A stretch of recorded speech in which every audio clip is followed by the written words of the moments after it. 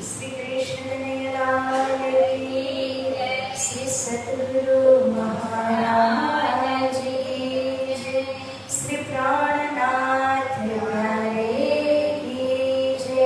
श्री कृष्ण प्रणामी धर्म की तीनों पुरी धाम की जय। स्वामी श्री लालदास जी महाराज की जय। श्री भाई जुराज महाराज की। श्री भद्रावतीपुरी धाम की। श्री परमहंस महाराज की। परम पूज्य गुरु जी श्री दीनदयाल महाराज की जय। बोल बोल खंडे वाले की जय। समस्त सुंदर साथ की जय। प्रथम लागो दो चरण को, धनिये न छुड़ायो क्षण। लाख तले लाल रेडिया, मेरे जीवन के जीवन, मेरे जीवन के जीवन। इन पाथ में पड़ी रहूं, धनी नजर खोलो बात पुरा। पगला वालों निरखों नेत्रे, मेरे जीवन के जीवन, मेरे जीवन के जीवन। बोलिए श्री प्राणनाथ प्यारे की जय। આ સુંદર સાંજે સરસ મજાના ધૂન ભજન સાથે આજના સત્રની શુભારંભ કરીએ। 247 પેજ નંબર છે।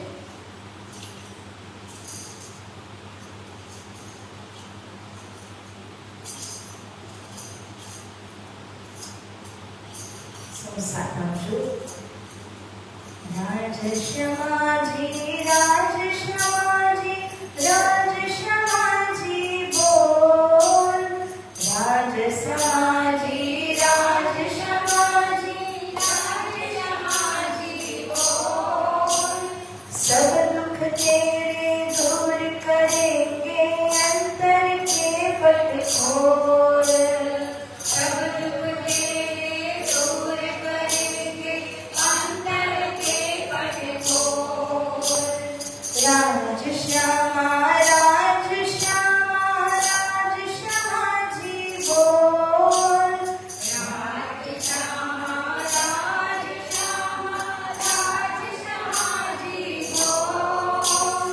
सब दुख तेरे दूर करेंगे अंतर के पट खोल। सब दुख तेरे दूर करेंगे अंतर के पट खोल।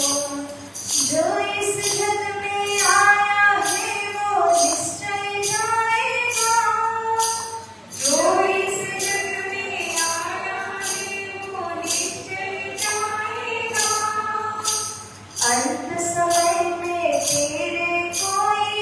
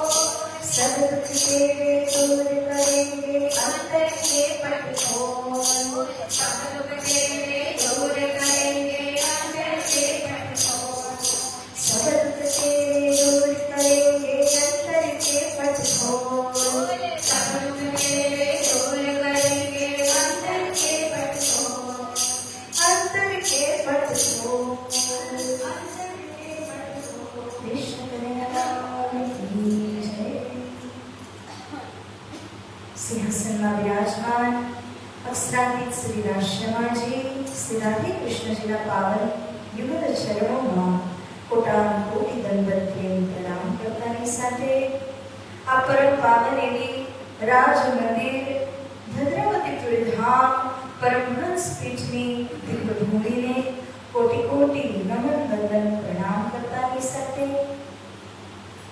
પરમહંસ મહારાજના પાવન શ્રી ચરણોનું સ્મરણ કરી આશીર્વાદ લઈને આજના સત્રનો શુભારંભ કરીએ છીએ ત્યારે પરમ પૂજ્ય ગુરુદેવ બ્રહ્મદેવ શ્રી દિવ્યાજી મહારાજના ચરણ કમલમાં અખંડ દંડવત પ્રેમ પ્રણામ કરું છું.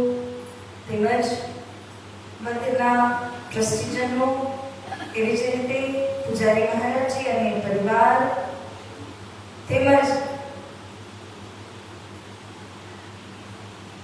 આપ સહુ મહિલા મંડળ સુંદરસાજી, અલકાબહેન અને સમસ્ત મહિલા મંડળ તેમજ ઓનલાઈન માધ્યમથી જે શ્રવણ કરી રહ્યા છે આપ સૌ ભક્તજનો ત્યાં સુંદરસાજીને મારા કોટી કોટી વિનમ્ર પ્રેમ પ્રણામ.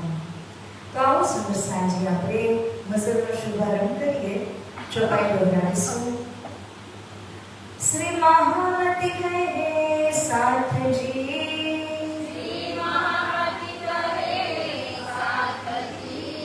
भया चर्चा का बखत,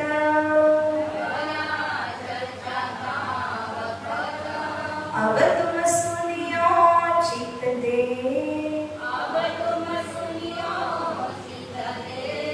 लाल आगे आय बैठे न तखत,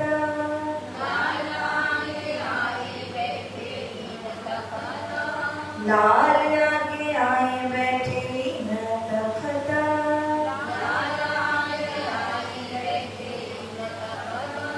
श्री महामती रहे मोमिनो,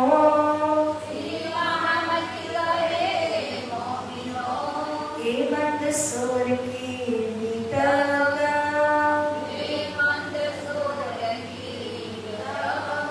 अब यहाँ से आगे चले, सो कहो हुकुम का, सो कहो हुकुम का,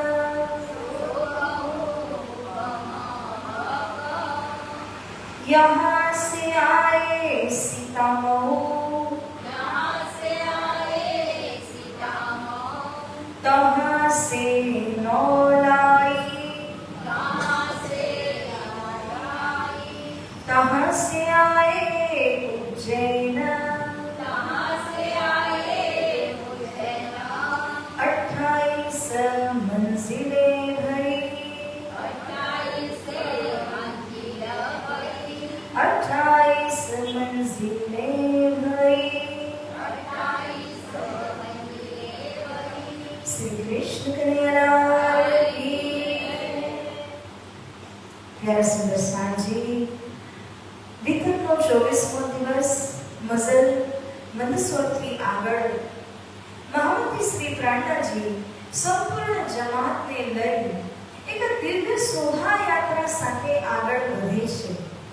મંદસોરમાં 8 મહિના સુધી રહ્યા પશ્ચાત મુકુંદદાસજી જે ઔરંગાબાદ ગયા હતા એમનો સંદેશ આવે છે અને આ સંદેશ શા માટે આવ્યો એ ઔરંગાબાદના પ્રકરણની અંદર લાલાશ્રી મહારાજીએ ચર્ચા કરી છે.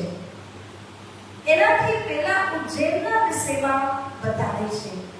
તો ટૂંકમાં એ સમજીએ કે મંદસોરથી જ્યારે મુકુંદદાસજીનો પત્ર આવે છે, આ પત્ર જ્યારે મળે છે શ્રી પ્રાણનાજીને ત્યારે સમગ્ર જમાતના સહિત હાથી ઘોડા ઉપર અસવાર થઈ અને ખૂબ મોટી શોભાયાત્રા સાથે મંદસોરથી ઔરંગાબાદ પ્રયાણ કરે છે.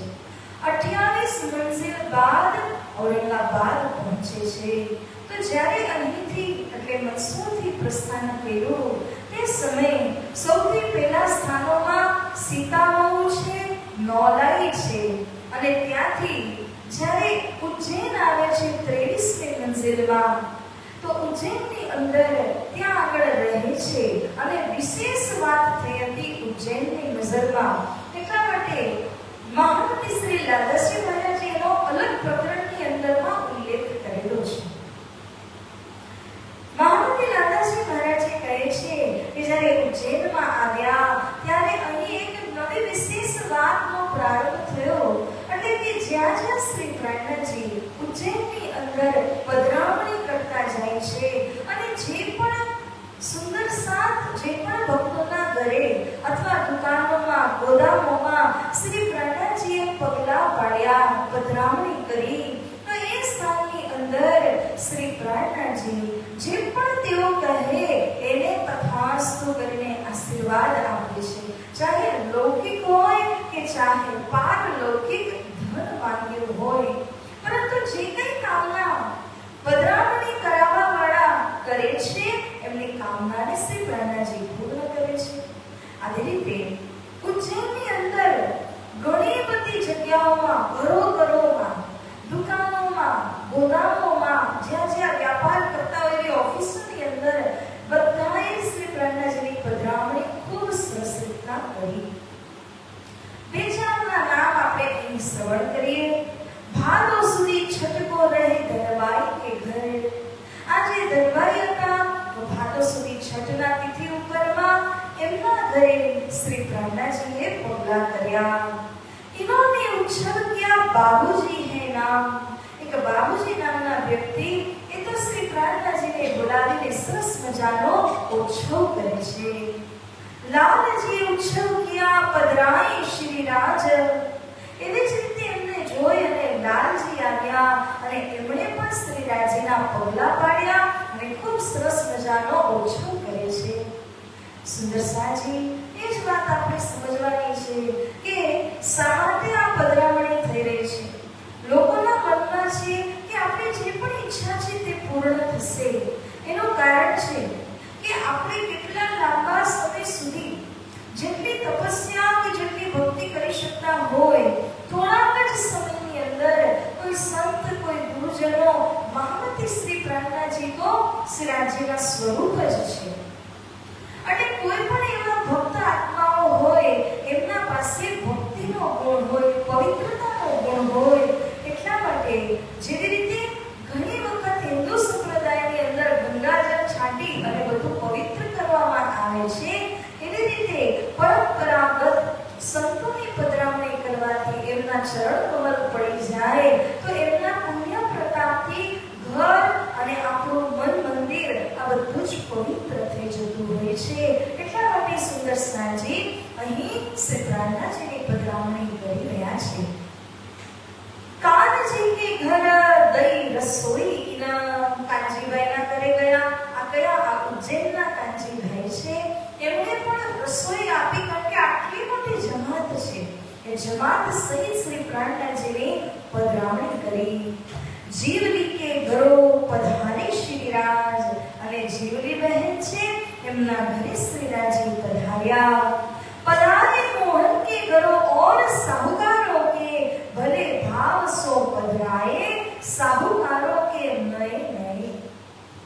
કોઈ સાહુકારો હોય, વ્યાપારી જન હોય તો એ લોકો નવા નવા ઘર દુકાનની અંદર શ્રી પ્રાણનાથજીની પધરામણી કરે છે.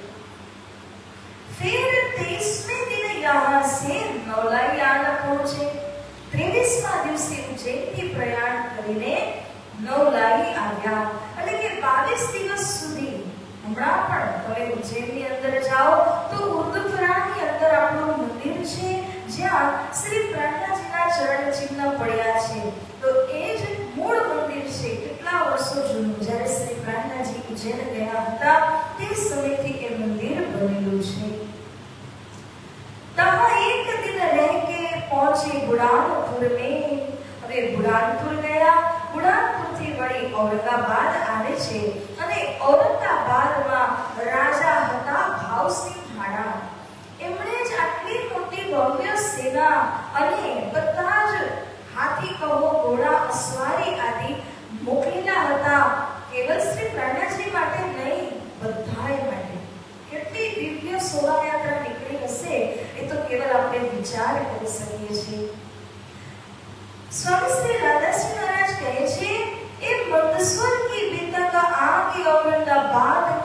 बात बड़ी गुजरत। આગળ જે ઔરંગાબાદની વિતક હું કહેવા જાઉં છું, આ વિતક ખૂબ શ્રેષ્ઠ વિતક છે, ગુજરાત વિતક છે. પરંતુ પ્રશ્ન એ આવે છે કે ઔરંગાબાદ જવા માટે સંજોગ કેવી રીતે નિર્માણ થયો?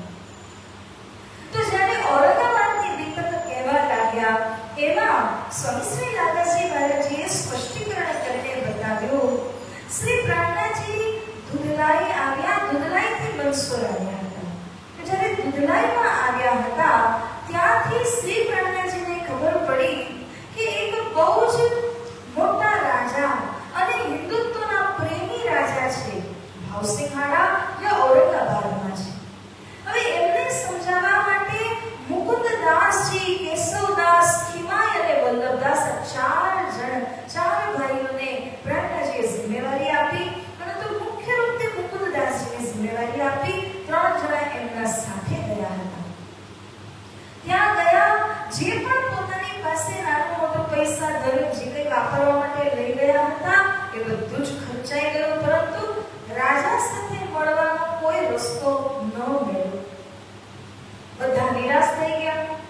પેલા 3 જણા જે સાથે ગયા હતા એ તો પાછા આવતા રહ્યા. પરંતુ મુકુંદદાસજીને થયું કે શ્રી પ્રાણનાજી આટલી મોટી જવાબદારી અને આટલા આશાપૂર્વક જ્યારે મને આપી હોય તો હું મારું તન મન ધન લગાડી દઈશ, પરંતુ પાછું આવી રીતે નહીં જાઉં.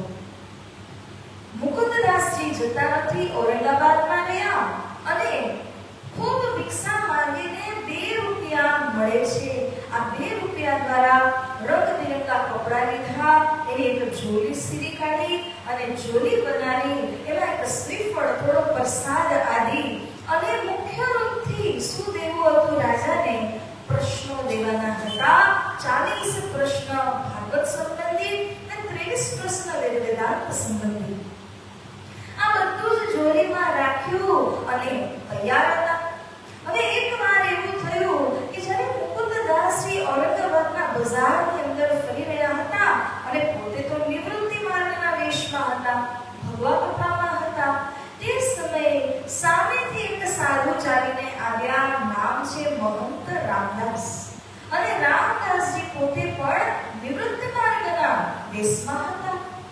હવે સાધુ મેળે જ્ઞાન કે લૂંટાલૂંટ થવા લાગી. થયું એવું કે મુકુંદદાસજીએ દિલ ખોલીને વાતો કરી અને કહ્યું કે જો શ્રી કૃષ્ણ લીલામાં તો ભેદ છે.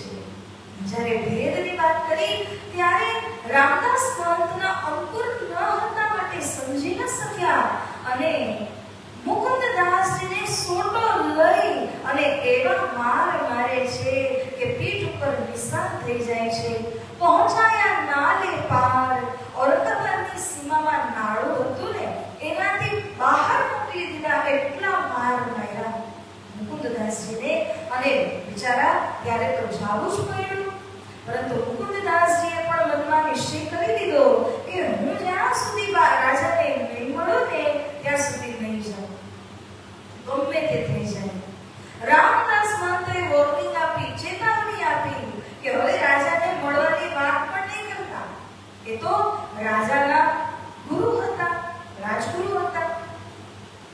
જ્યારે એમણે જ ના પાડી દીધી તો હવે કોઈ પણ રાજાને મળવાનો અવસર હાથમાં ન રહ્યો. તો મુકુંદદાસજીએ ગુપ્ત વેશ લીધો, પોતાને કંબલથી ઢાંકી લીધો, જોડી તૈયાર રાખેલી હતી અને ખબર પડી કે એક દેવીના દેવડામાં દર મંગળવારે ભાવસિંહાડા રાજા આવે છે દર્શન કરવા માટે. મુકુંદદાસજી તૈયાર થઈ ગયા અને જે ભિક્ષુકોની લાઈન હોય ને એ ભિક્ષુકોની અંદર જઈને બેસી ગયા. રાહ જોવે છે કે ક્યારે રાજા આવશે અને ક્યારે હું જોઈ એમને પકડાવું. રાજા જે દિવસે આવ્યા ખૂબ હોશિયારીથી કોઈ ન જોવે એવી રીતના મુકુંદદાસજી બેઠા અને રાજાને જોડી પકડાવી.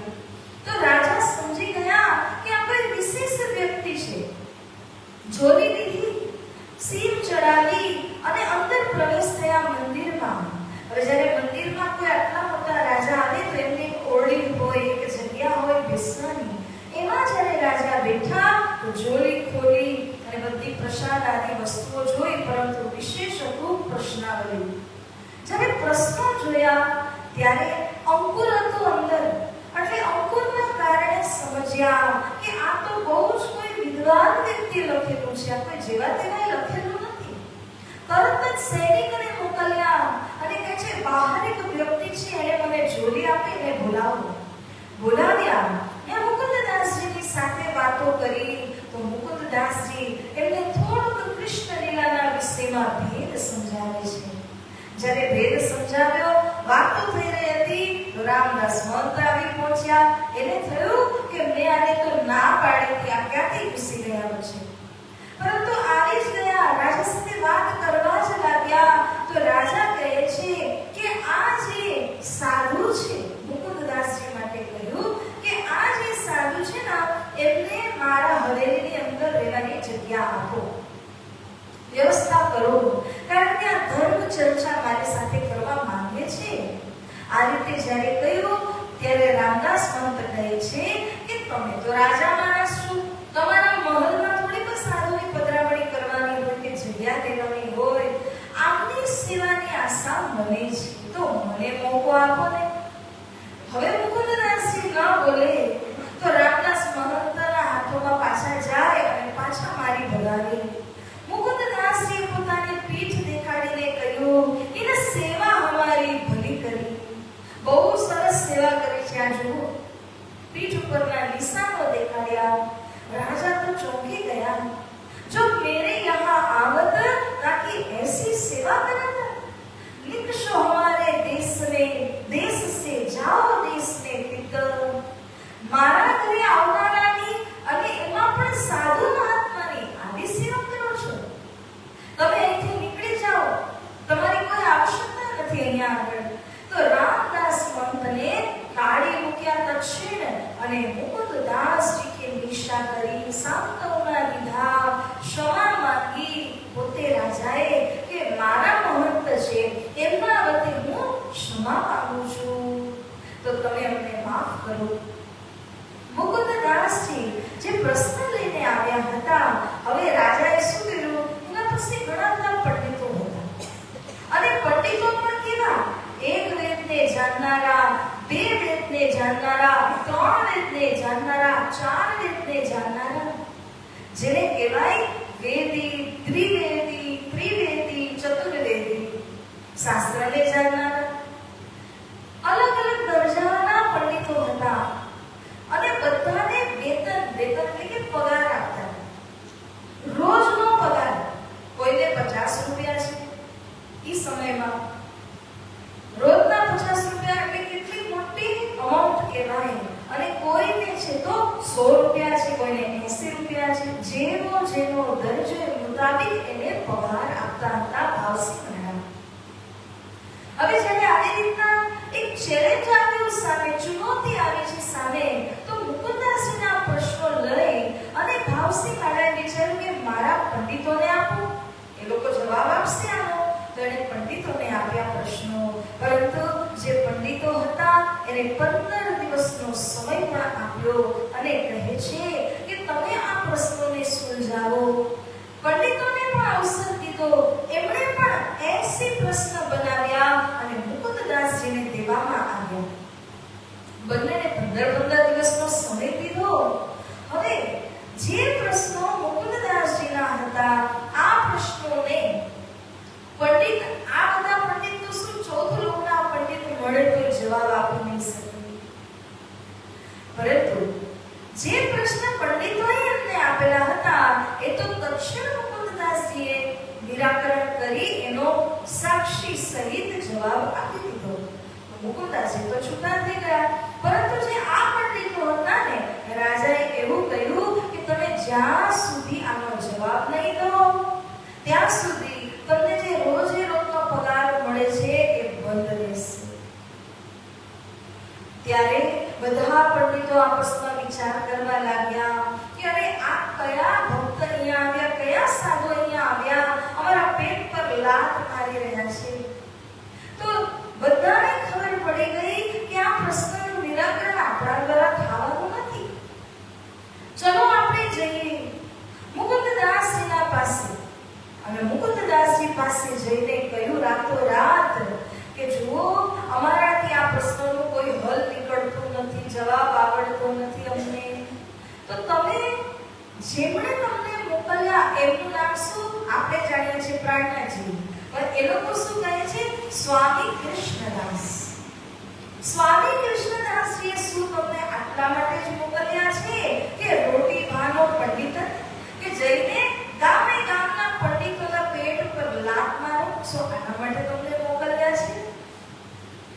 અરે અમે કબૂલ કરીએ છીએ, હમ હારે 10 બેર, અમે 10 વાર અમારી હારને કબૂલ કરી, પરંતુ હવે તમે જઈ અને ભાવસિંહ મહારાજને કહો કે અમને અમારું વેતન આપતા જાય, અમે કેવી રીતે ગુજરાન કરીશું? આ રીતે જ્યારે કહ્યું તો મુકુંદદાસજી બીજા દિવસે ભાવસિંહ મહારાજને કહે છે, અરે ये तो लीला अखंड की इनका पहुंचे मन. હે રાજા, આ પંડિત શું 14 લોકના પંડિત એક સાથે મળીને પણ આના જવાબો આપી નહીં શકે, પણ ત્યાં તો અખંડની લીલા છે અને અખંડની લીલાને કોઈ પણ સમજી નથી શકતા સિવાય તાત્પર્યને. એટલા માટે રાજા, તમે આ લોકોને ક્ષમા આપો અને એ લોકોને જે તમે વેતન આપતા હતા એ પગાર તમે ચાલુ રાખો. એ લોકોએ હાર માની લીધી છે. રાજા કહે છે કે હું પગાર તો દઉં, પરંતુ આધા રોજ છેકિયા આધે કા કિયા હુકુમ. હવે અડધું જ 100 મળતા હતા એને 50 પર લાવી દીધા, 80 મળતા હતા એને 40 રૂપિયા પર લાવી દીધા. એવી રીતે રાજાએ એ લોકોને અડધા જ પૈસા આપ્યા. અને એક હજી વાત કહેવામાં આવી હતી કે જે આ શાસ્ત્રાર્થની અંદર પરાસ્ત થશે ને, હારી જશે ને, એને ચપ્પલનો હાર પહેરાવીને, ગધડા ઉપર બેસાડીને, મુખ કાળું કરીને ગામમાં ફેરવશે. પરંતુ એવું શા માટે કરવું જોઈએ? એ પણ તો વિદ્વાન જ છે. આ વાતનું નિરાકરણ ન કરી શકવાનું એ તો કોઈથી પણ થવાનું નથી, કારણ કે તારતમ જ્ઞાન નથી. પરંતુ મુકુંદદાસજી કહે છે કે એ શરતને પણ આપણે રદ કરી દઈએ. કોઈ પણ વ્યક્તિ જે સન્માનનીય છે, વિદ્વાન છે, એનું હંમેશા સન્માન કરવું જોઈએ. તો મુકુંદદાસજીએ એ શરતને પણ હટાવી દીધી.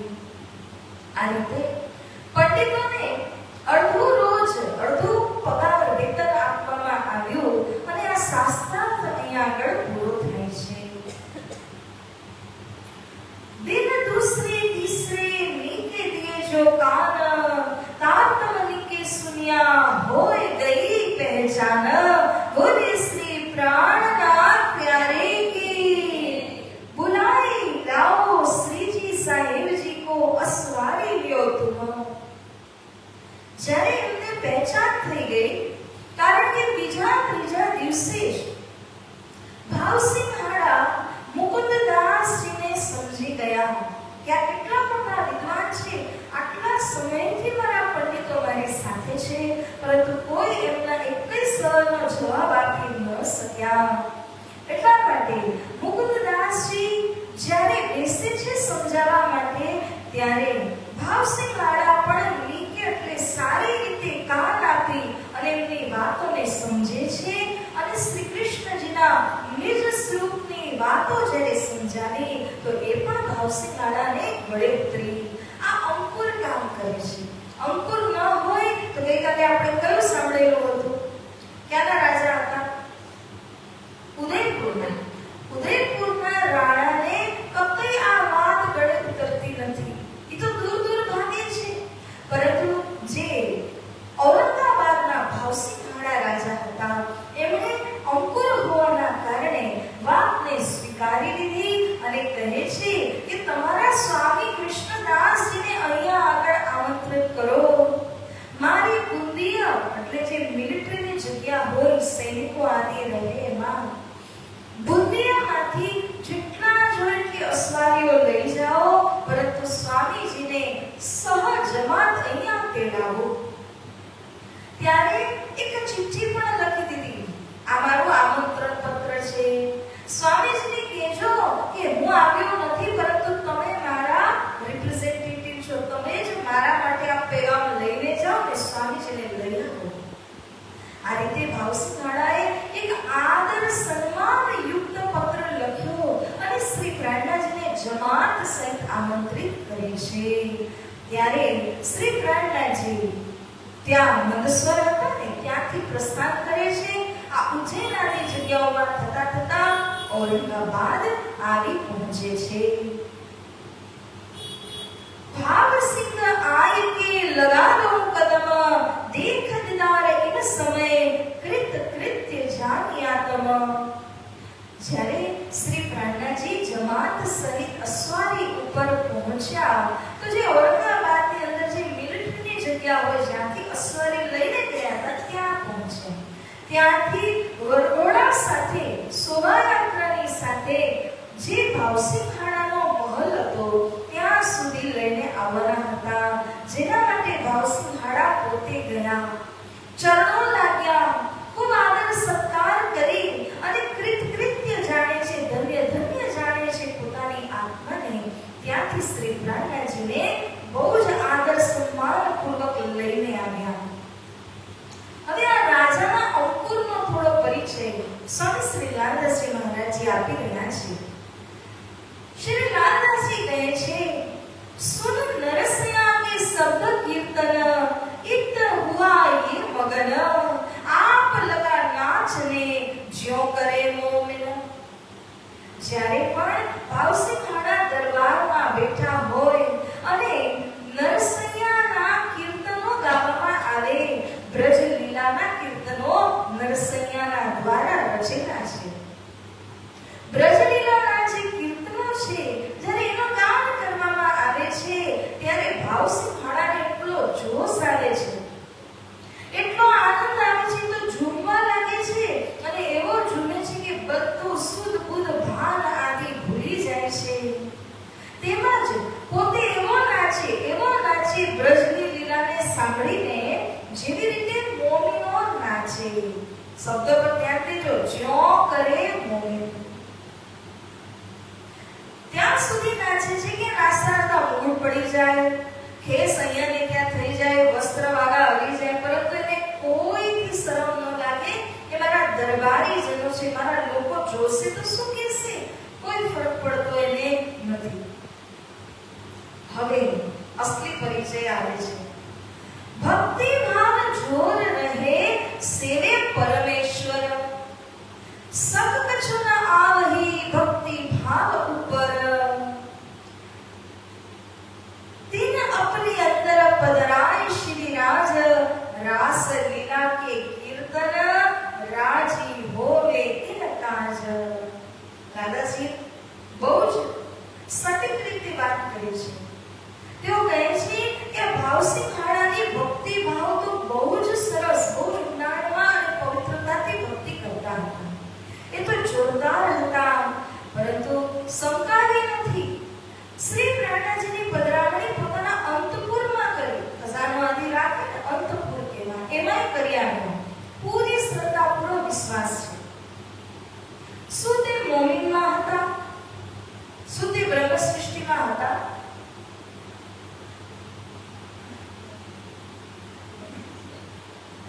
અચ્છા, આ પ્રશ્નને આન્સર કરવો હોય તો એક હજી ચોપાઈ છે વાંચી.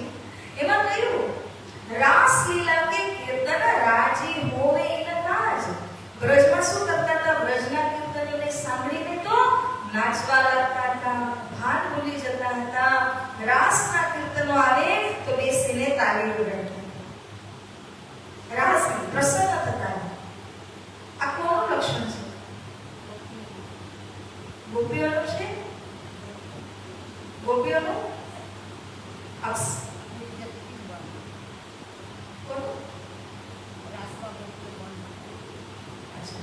રાસમાં ગોપીઓ ભાન ભૂલી જતી હતી એનું. ઓકે, કોઈ આન્સર બીજો?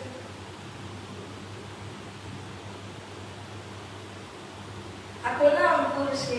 જોજો. બ્રહ્મ સૃષ્ટિ હોય તો બ્રહ્મ સૃષ્ટિ સંપૂર્ણપણે રાસ લીલા કે કિશોર લીલા છે.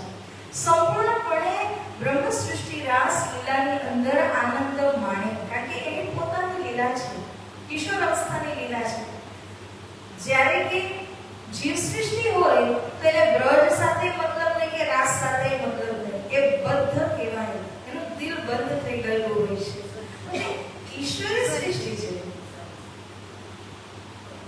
ઈશ્વરી સૃષ્ટિ કેવી હોય? બાલ લીલામાં રસ છે, અક્ષરધામમાં પણ છે, બાલ સ્વરૂપ છે ને, બાલ લીલામાં રસ છે. કિશોર સ્વરૂપની અંદર જે લીલા છે એ લીલાને ફક્ત સાંભળશે, આનંદ લેશે, પણ નાચી નહીં શકે.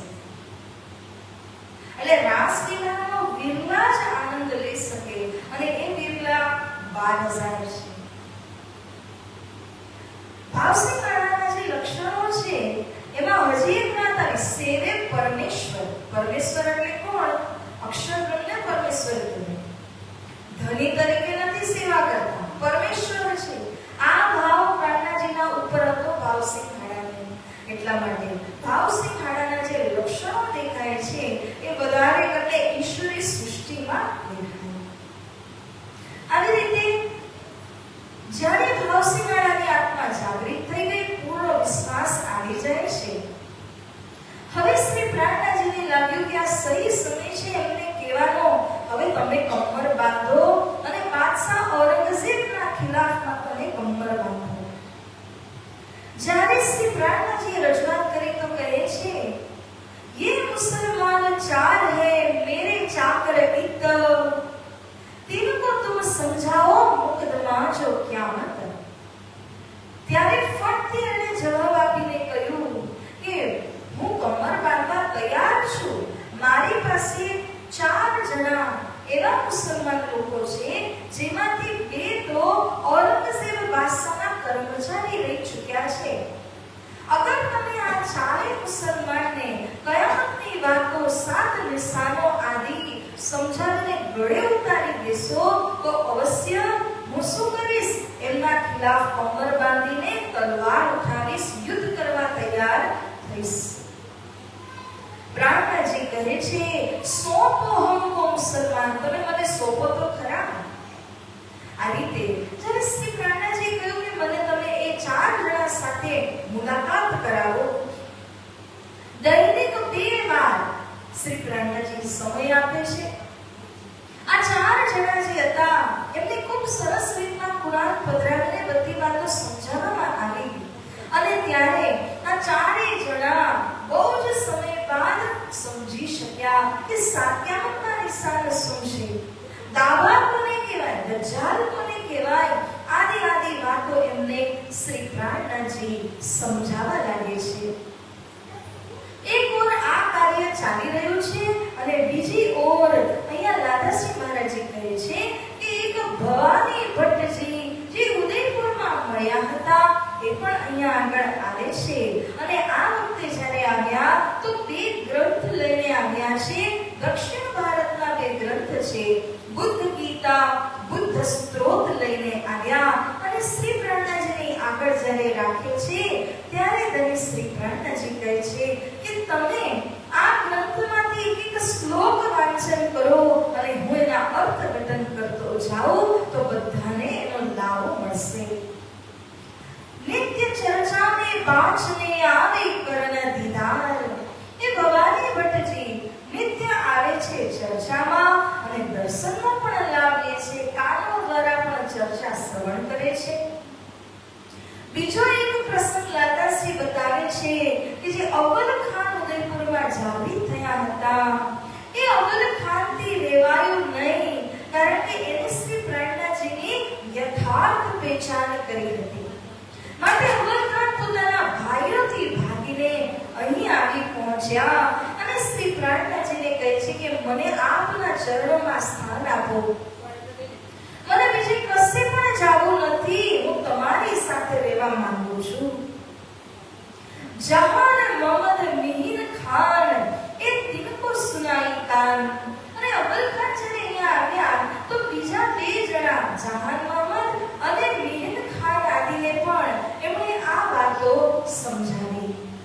મિહિર ખાનને તો તરત જ ઈમાન આવી જાય છે, વિશ્વાસ આવી જાય છે અને દજ્જાલથી લડવા માટે, ધામમાં શોભા લેવા માટે મિહિર ખાન તૈયાર થઈ ગયા. હવે જે જહાન મોહમ્મદ હતા એના વિષયમાં લાદાસી મહારાજી કહી રહ્યા છે, એક જાન મોહમ્મદ को असलो अंकुर ईमान था, आप तमाम तफसीर તફસીલ પડો में आरबी खान। જે આ જહાન મોહમ્મદ નામના વ્યક્તિ છે, અવ્વલ ખાન સાથેનો સંપર્ક થયો। જહાન મોહમ્મદ એક બહુ જ મોટા વિદ્વાન હતા, કુરાન અને તફસીરો તો મોડે હતી। જેવી રીતના આપણે ગુરુજનોનું સન્માન કરીએ કારણ કે એમને વાણી મુખાગ્ર હોય, વિતક આદિની ચોપાઈઓ મુખાગ્ર હોય, એવી રીતના આ જહાન મોહમ્મદ તો બીજાને તાલીમ આપનારો હતો। એટલો બધો ઊંડાણમાં ઉતરી ગયેલો વ્યક્તિ એ જ્યારે શ્રી પ્રાણનાજીના પાસે આવે છે ત્યારે એણે શ્રી પ્રાણનાજીના મુખારવિંદથી ચર્ચા સાંભળી અને આ ચર્ચા જ્યારે સાંભળે છે તો દિલની અંદર ઉતરી જાય છે, જાગણી તો એની થઈ જાય છે। પરંતુ એક દિવસ એને અંદરથી કોઈક પ્રશ્ન ખલે છે ને પૂરી જાગણી થઈ નહોતી, અનુભવ નહોતો આવતો। ત્યારે એને પોતા ઉપર ક્રોધ આવે છે કે મેં આટલા સમય 2 મહિનાથી હું અહીંયા આવું છું, ચર્ચા સાંભળું છું, પરંતુ કેમ મારા ગળે નીચે પૂરી વાત ઉતરી નથી? હજી સુધી મારું દિલ કેમ નરમ બન્યું નથી? ત્યારે અવ્વલ ખાન ले आया जहान मोहम्मद को, चर्चा सुनी मास दोयलो घायल भया तिनमो, पर था अर्ध पक्का सुन लीला फिरी सूरत। हजी કાચો પાકો હતો, અર્ધ પક્કા એટલે અડધો કાચો અડધો પાકો હતો ને, ત્યારે એને ઘણા બધા સંશયો હતા। એને શ્રી પ્રાણનાજીની ચર્ચા તો 2 મહિના સુધી સાંભળી, પરંતુ દિલ જ્યારે પૂરી રીતે ખુલ્યું નહીં, નરમ ન બન્યું, ત્યારે જહાન મોહમ્મદ પોતાના ઘરે જવા લાગ્યા। આજે એને પોતાની જાત ઉપર ગુસ્સો આવી રહ્યો છે કે હું કેવો છું, મારી જાગણી કેમ નથી થઈ રહી? તો કહે છે કે હું ઘરે જાઉં છું, હું અનાજ પાણી બધું જ બંધ કરી દઉં છું, ત્યાં સુધી બંધ રાખીશ જ્યાં સુધી મને પ્રાણનાજીની વાતો સમજમાં નહીં આવે। આ વાત કરી અને ઘરે જવા લાગ્યા તો લાલાસિંહ ઉત્તમ દાસજી એમને રોકે છે, આવું નહીં કરો, ધીમે રહીને અહીંયા તમે સમજવાની કોશિશ કરો તો સમજાઈ જશે। તેઓ રોકી રહ્યા છે અને શ્રી પ્રાણનાજી કહે છે રોકવાની આવશ્યકતા નથી, જવા દો। કેમ એવું? શ્રી પ્રાણનાજી રોકતા નથી, કહે છે જવા દો। શું એમને પડી ન હતી? એવું નથી। શ્રી પ્રાણનાજીને ખાતરી છે જાત રહ્યા ઘર કો કબહુ ના લેઉં જલ, મેં 2 માસ મહેનત કરી વહી ના રૂહ નિર્મલ, सो दुचिताएं होई गई रही ना सके घर में, प्राण उठ दौड़ेगा विचार करने लगे दिल से। પ્રાણનાજી કહે છે કે તમે એને જવા દો, હમણાં તો એને દુચિતાઈ થઈ રહી છે, એટલે કે દિલમાં આપણે કહીએ ને હા ના થઈ રહી છે, પરંતુ જ્યારે ઘરે જશે ને તો હમણાં પ્રણ કરીને કહું છું કે અહીંયા નહીં આવું જ્યાં સુધી મને પૂરી વાત નહીં સમજાય ત્યાં સુધી, પરંતુ ઘરે જશે તો શાંત બેસી નહીં શકે, આવવું જ પડશે, કારણ કે જેના અંદર ચર્ચાના બાણ લાગી ચૂક્યા હોય એ ઘરે કદી રહી ન શકે, ઘરે કદી સૂઈ ન શકે।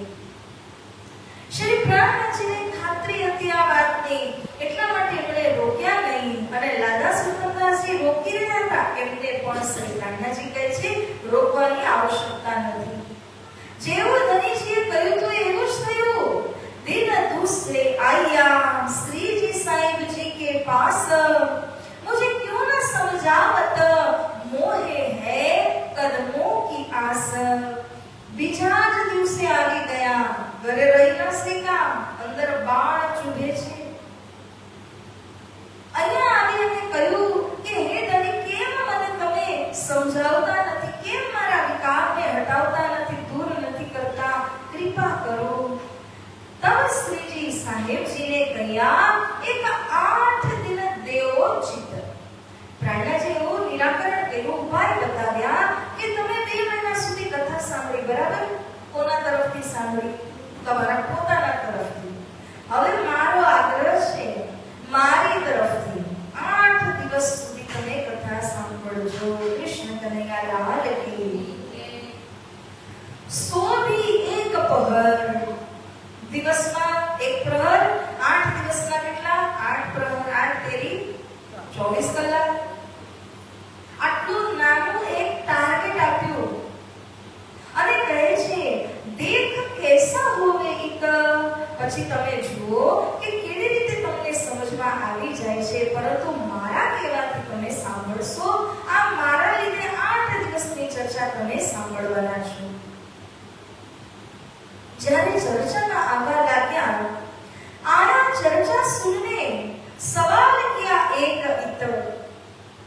ચર્ચા કોના તરફથી સાંભળે છે? શ્રી પ્રાણનાજીના તરફથી. એક સવાલ એના દિલમાં આવ્યો કે જે પ્રસંગ શ્રી પ્રાણનાજી વર્ણન કરી રહ્યા હતા એની અંદર આવે છે કયામતના સમયમાં કબર હોય ને, કબરમાંથી મુર્દા ઉઠશે. તો એનો પ્રશ્ન શું છે? मुर्दे क्यों कर उठेंगे कब्रों से कयामत. हे स्वामीजी, આ પ્રસંગ તો કતઈ સમજમાં ન આવ્યો, તો તમે આને ઉજાગર કરો. ત્યારે શ્રી પ્રાણનાજી મૂળથી એને સમજાવવા લાગે છે. આપણે પણ આ વાતને થોડું ધ્યાન આપીએ તો સમજી જશું કે કેવી રીતે કબરમાંથી મુર્દા ઉઠશે કયામતના સમયમાં. श्री प्रणनाजी कहे छे कि जुओ इस रब्द के वास्ते उतर आए मोमिन.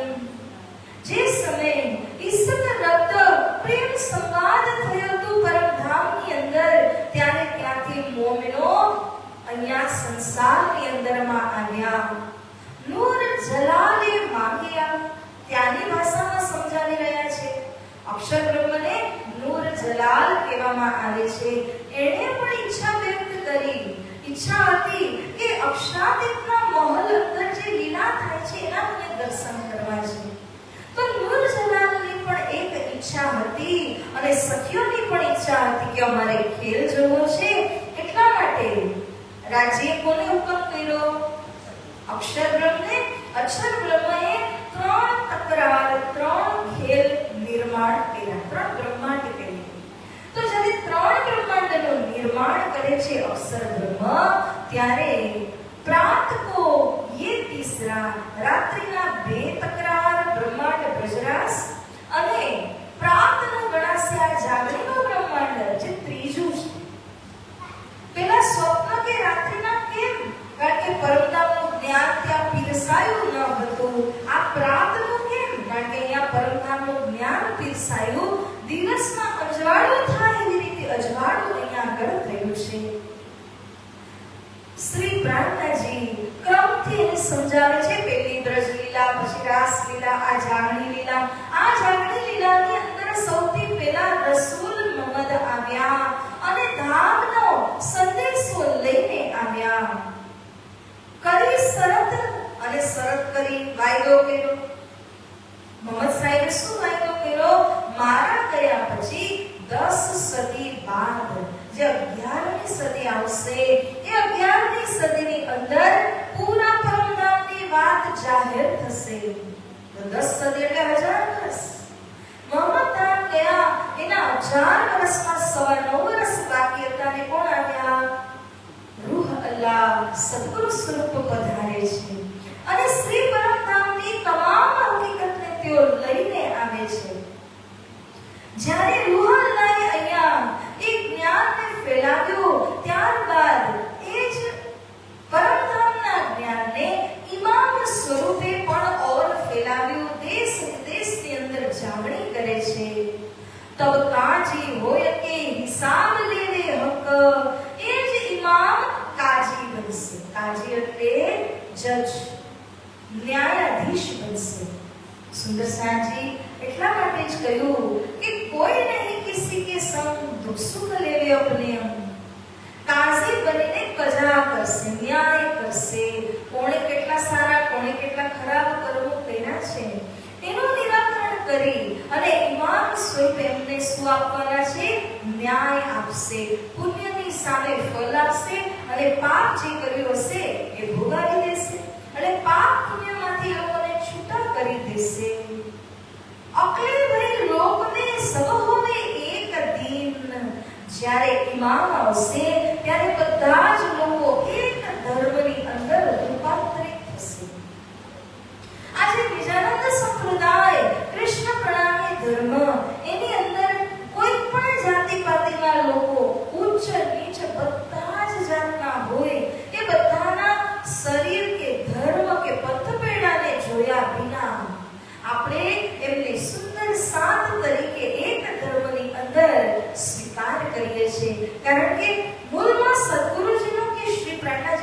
સિદ્ધાંત એ આત્માને લાગીને છે, ન કે શરીર, ન કે જાતિપાતિને લાગીને છે.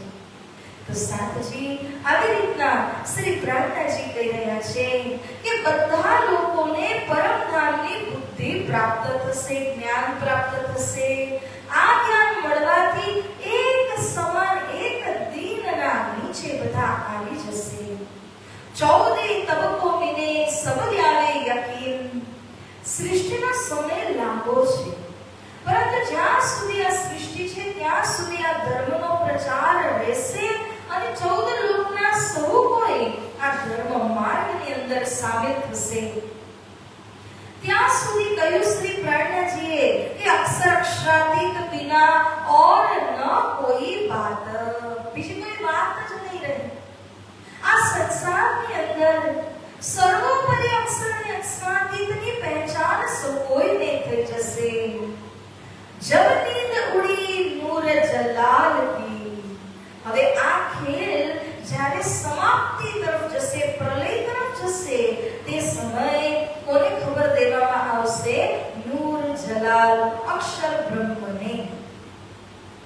પેલા હતા એને ખબર આપી શકતા. એને જો પહેલી ખબર મળે ને તો ખેલ હમણાં જ બંધ થઈ જાય. હવે અક્ષર બ્રહ્મને ખબર પડી જાય, જ્ઞાન મળી જાય તો આ સંસાર હમણાં ને હમણાં પ્રલયની અંદર નાશ થઈ જાય. એના ઉપર જે નીંદ, જે ફરામોશી છે, એ ફરામોશીના કારણે તો આ સંસાર ટકેલો છે. માટે સૌથી છેલ્લે કોને મળશે? અક્ષર બ્રહ્મ. पीछे अक्षर को भी उठाओ, सब सखियों को भेजी जब पीछे अक्षर को भी उठाओ. तो अक्षर બ્રહ્મની સૌથી છેલ્લે જગાડવાનું આ જ કારણ છે. જ્યારે અક્ષર બ્રહ્મની ઊંઘ, નીંદ, ફરામોશી ઉડી જશે, ઉઠ બેઠે અક્ષર. આપણી ઊંઘ ખુલે પછી આપણે કેવા ઉઠીને બેઠા થઈ જઈએ, એવી રીતે અક્ષર બ્રહ્મ ફરામોશીમાંથી જાગૃત થઈ જશે. ધ્યાન આપજો હા. તબ ધામ કો યાદ કરે.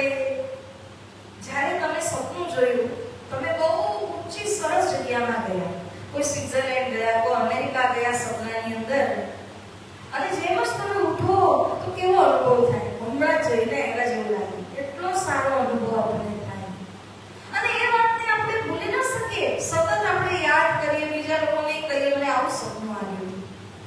એવી રીતે અક્ષર બ્રહ્મની ઊંઘ ખુલશે, ફરામોશી ઉડશે, ત્યારે અક્ષર બ્રહ્મ ઉઠીને બેઠા થશે ત્યારે ખેલની સમગ્ર વાતો યાદ કરશે. આ જોયું તો બ્રજલીલા, પછી રાસલીલા જોઈ, પછી જાગણી લીલા જોઈ. જાગણીની અંદર આખું પરમધામનું વર્ણન પણ આવી ગયું. એની અંદર અક્ષરાતીતના મહલ અંદરની લીલાઓ પણ જાહેર થઈ ગઈ. આ બધી વાત જ્યારે એને યાદ આવશે, ચિત્ત ચૂભે યો કર. શબ્દ જુઓ, ચિત્તમાં એટલે એના દિલમાં શું થશે? ચૂભન થશે. અચ્છા, આ જોયું, આ જોયું, આ જોયું. જેટલું ચૂભશે એટલું એની યાદ ગહેરાઈમાં આવી જશે અને એને યાદ આવવું એ તો અખંડમાં છે. અક્ષરબ્રહ્મને જ્યારે યાદ આવી જાય ત્યારે અખંડ થઈ ગયું. તો ત્યારે વ્રજ, રાસ અને જાગણી આ સમગ્ર લીલા એ અખંડ થઈ જશે. મોમિન મિલાવે કો જબ ये करे याद तब आंखों बहिष्की उठ खड़ी बुनियाद. એ કોને યાદ કરશે? હા, અહીંયા તો મોમિનોનો મેળાવડો થયેલો. 8 વિસ્ત મુક્તિ સ્થાન મોમિનો દ્વારા જીવ સૃષ્ટિને આપવામાં આવે છે. એને યાદ જ્યારે આવશે ને ત્યારે શું થવાનું? દિન સમય કી રામત. આ જ વસ્તુ એના દિલમાં ચૂભશે. આ રામત છે, રામતનું આ ફળ છે. બ્રહ્મ સૃષ્ટિ પોતાના ધામમાં, એવી રીતે ઈશ્વરી સૃષ્ટિ પણ પોતાના ધામમાં જાગૃત થશે. પરંતુ જીવ સૃષ્ટિ પાસે તો કોઈ ધામ હતું જ નહીં. તો બ્રહ્મ સૃષ્ટિએ જે મુક્તિ સ્થાનો આપ્યા છે એ એમના માટે ધામ છે અને અખંડ છે, નાશવંત નથી. તો અખંડ ધામની અંદર અહીંયાના જીવ સૃષ્ટિ જ્યારે ઉઠી જશે, એ કેવી રીતે ઉઠશે?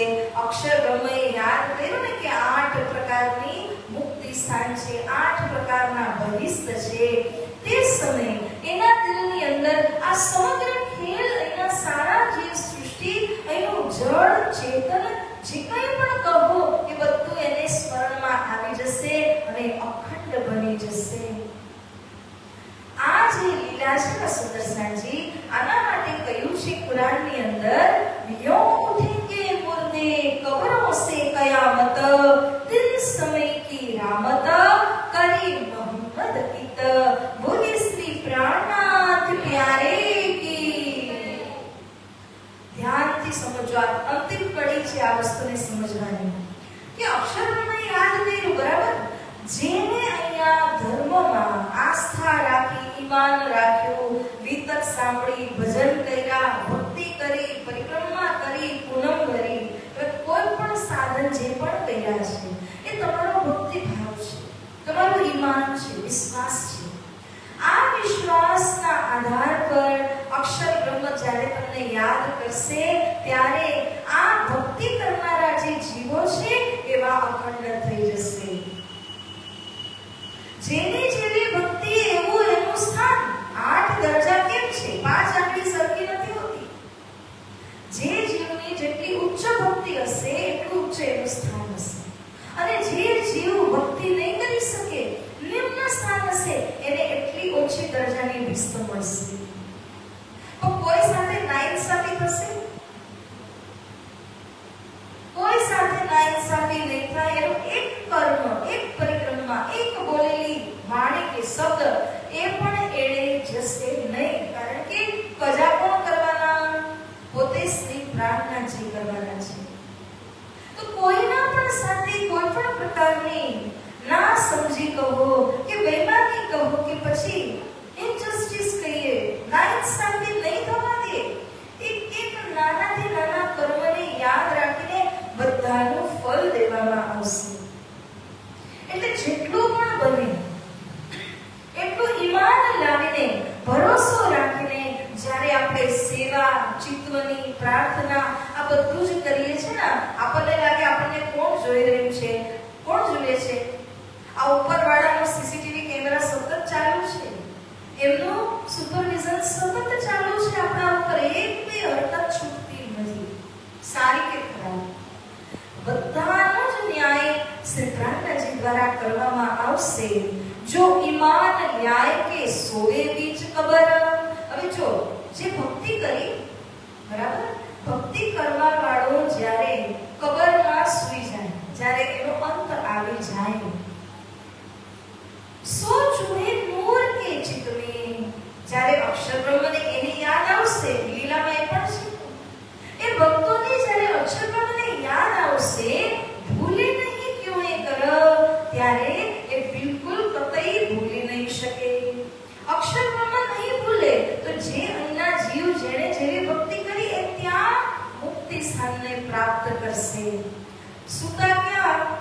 આ 5 તત્વોનું જે શરીર છે એને કબર કીધું છે. આ કબરની અંદર જે જીવાત્મા સૂતી છે, જ્યારે અક્ષર બ્રહ્મને એની ભક્તિ દ્વારા જીવાત્માને યાદ આવશે, એની ભક્તિની યાદ આવશે, ત્યારે આ કબરમાંથી મુર્દા ઉઠી અને ત્યાં આગળ અખંડ થશે. એવા અખંડ કે ક્યારે કોઈ પ્રલય કે કોઈ પણ આપત્તિ વિપત્તિ એને ત્યાંથી નાશ નહીં કરી શકે, હટાવી નહીં શકે. એ હંમેશા માટે કાયમ થઈ જશે.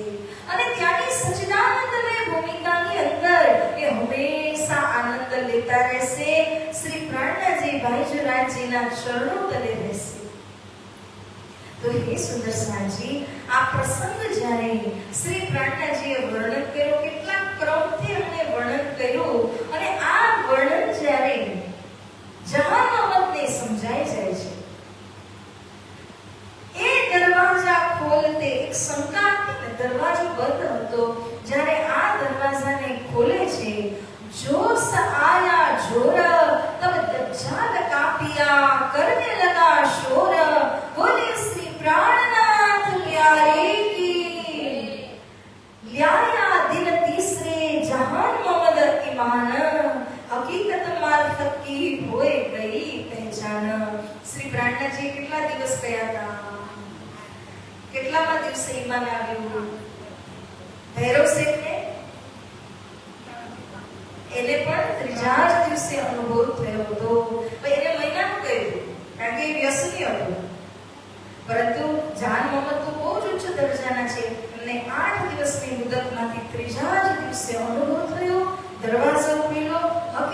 મારફત બધું જ સમજાઈ જાય છે.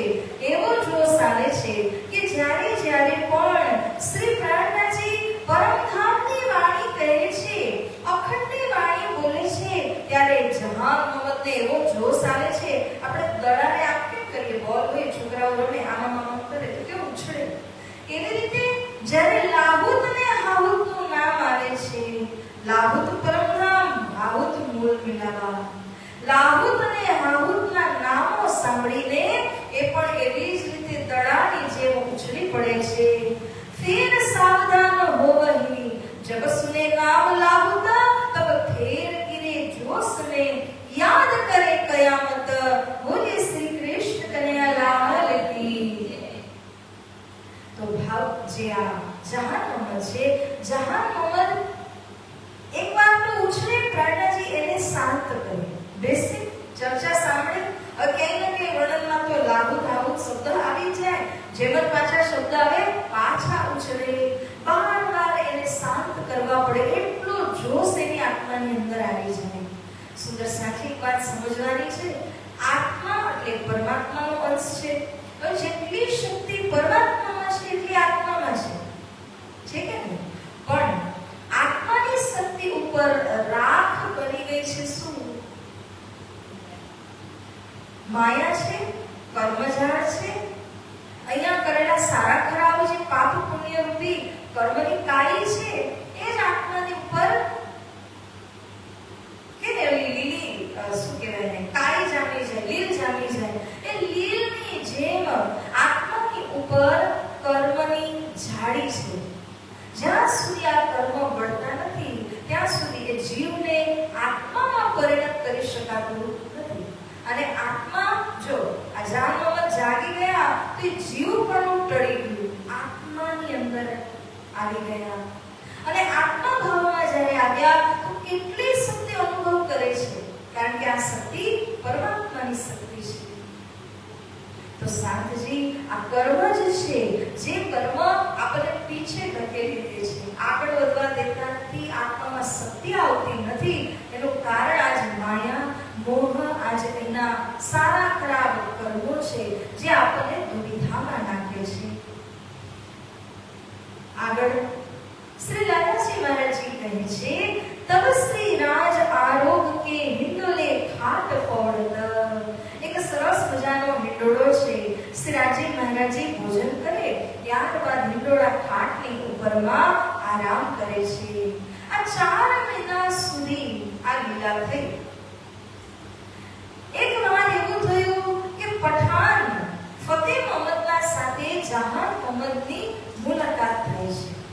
જહાન મોહમ્મદ તો જાગી ચૂક્યા હતા.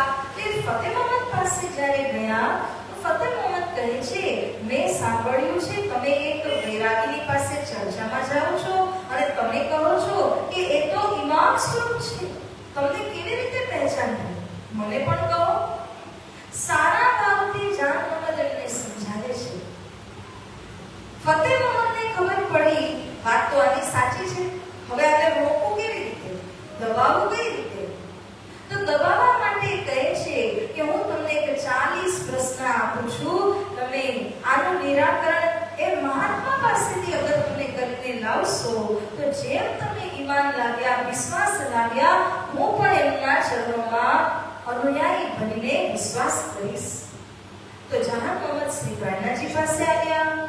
શ્રી પ્રાણનાથજીને કહે છે કે જુઓ, આ ફતેહ મોહમ્મદે આવી રીતે વાત કરી તો તમે 40 પ્રશ્નનું નિરાકરણ કરી આપો ને. પ્રાણનાથજી કહે છે એની કોઈ આવશ્યકતા નથી. જે તમારી પાસે તારતમ્યનું જ્ઞાન છે, આ કુંજી છે, આ કુંજી દ્વારા તમે જેનું નિરાકરણ કરી શકો છો. માટે શ્રી પ્રાણનાથજી કહે છે તમે જવાબ લખો અને મને આપો, હું જોઈ લઈશ. એમણે જવાબ લખ્યા, શ્રી પ્રાણનાથજીની અનુમતિ લીધી અને ત્યારબાદ ફતેહ મોહમ્મદને જવાબો પહોંચાડ્યા. પરંતુ ફતેહ મોહમ્મદે જોયું કે આ તો પ્રશ્નનું નિરાકરણ પણ કરીને લાગ્યા છે. તો જહાન મોહમ્મદ કહે છે તમને તમારી પોતાની વાત યાદ છે ને, તમે શું કરેલું કે અગર આ 40 પ્રશ્નોનો જવાબ હું લઈ આવું છું તો તમે પણ ઈમાન લઈને આવશો. પરંતુ ફતેહ મોહમ્મદની બોલી એની જુબાન ફરી ગઈ અને તે કહે છે કે જ્યાં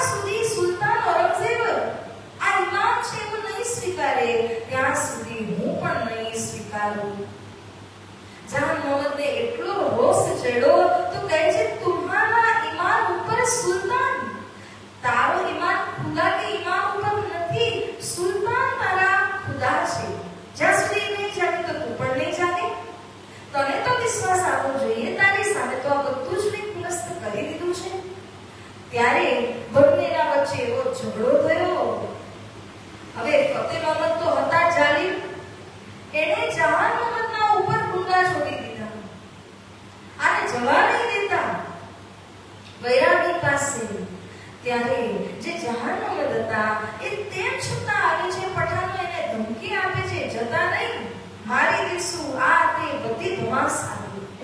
પ્રાણનાજીને જેમ જ ખબર પડી, શ્રી પ્રાણનાજી કહે છે, અરે જહાન મોહમ્મદ, આ દજ્જાલ છે, એને કોઈ ભાન નથી, એની કોઈ લિમિટ નથી.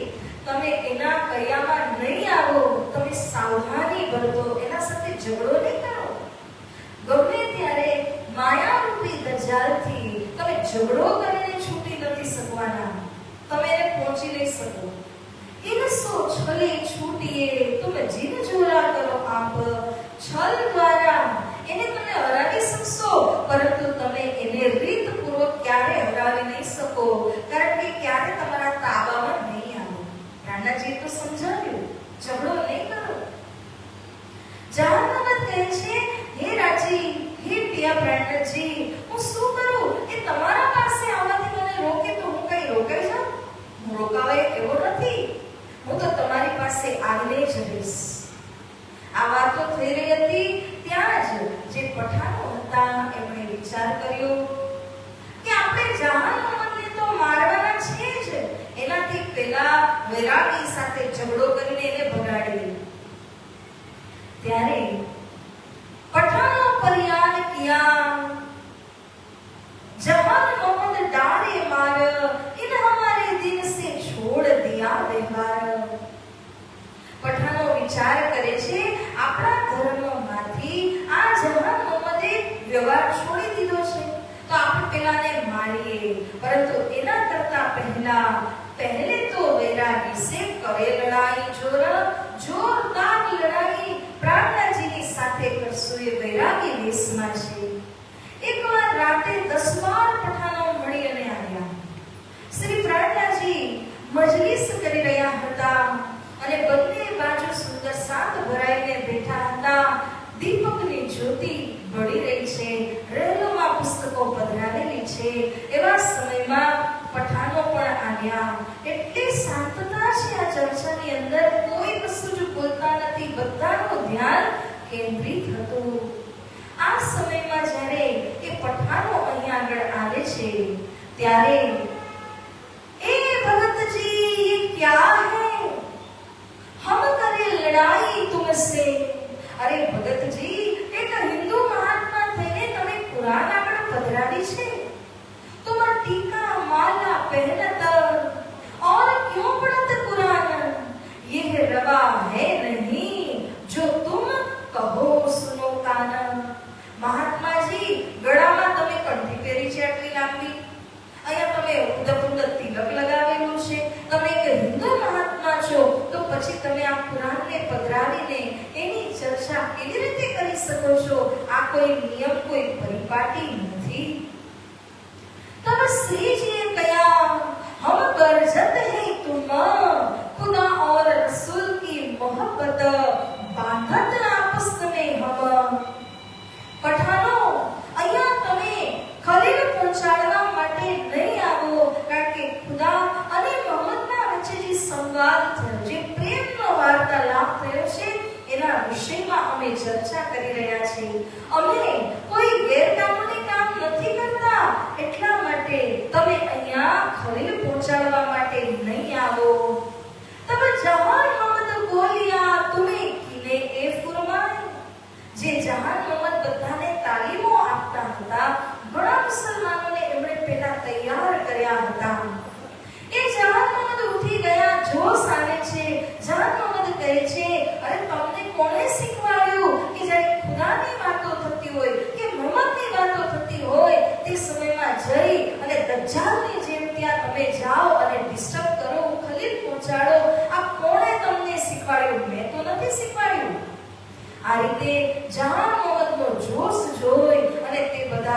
આશ્ચર્યમાં પડી જાય છે.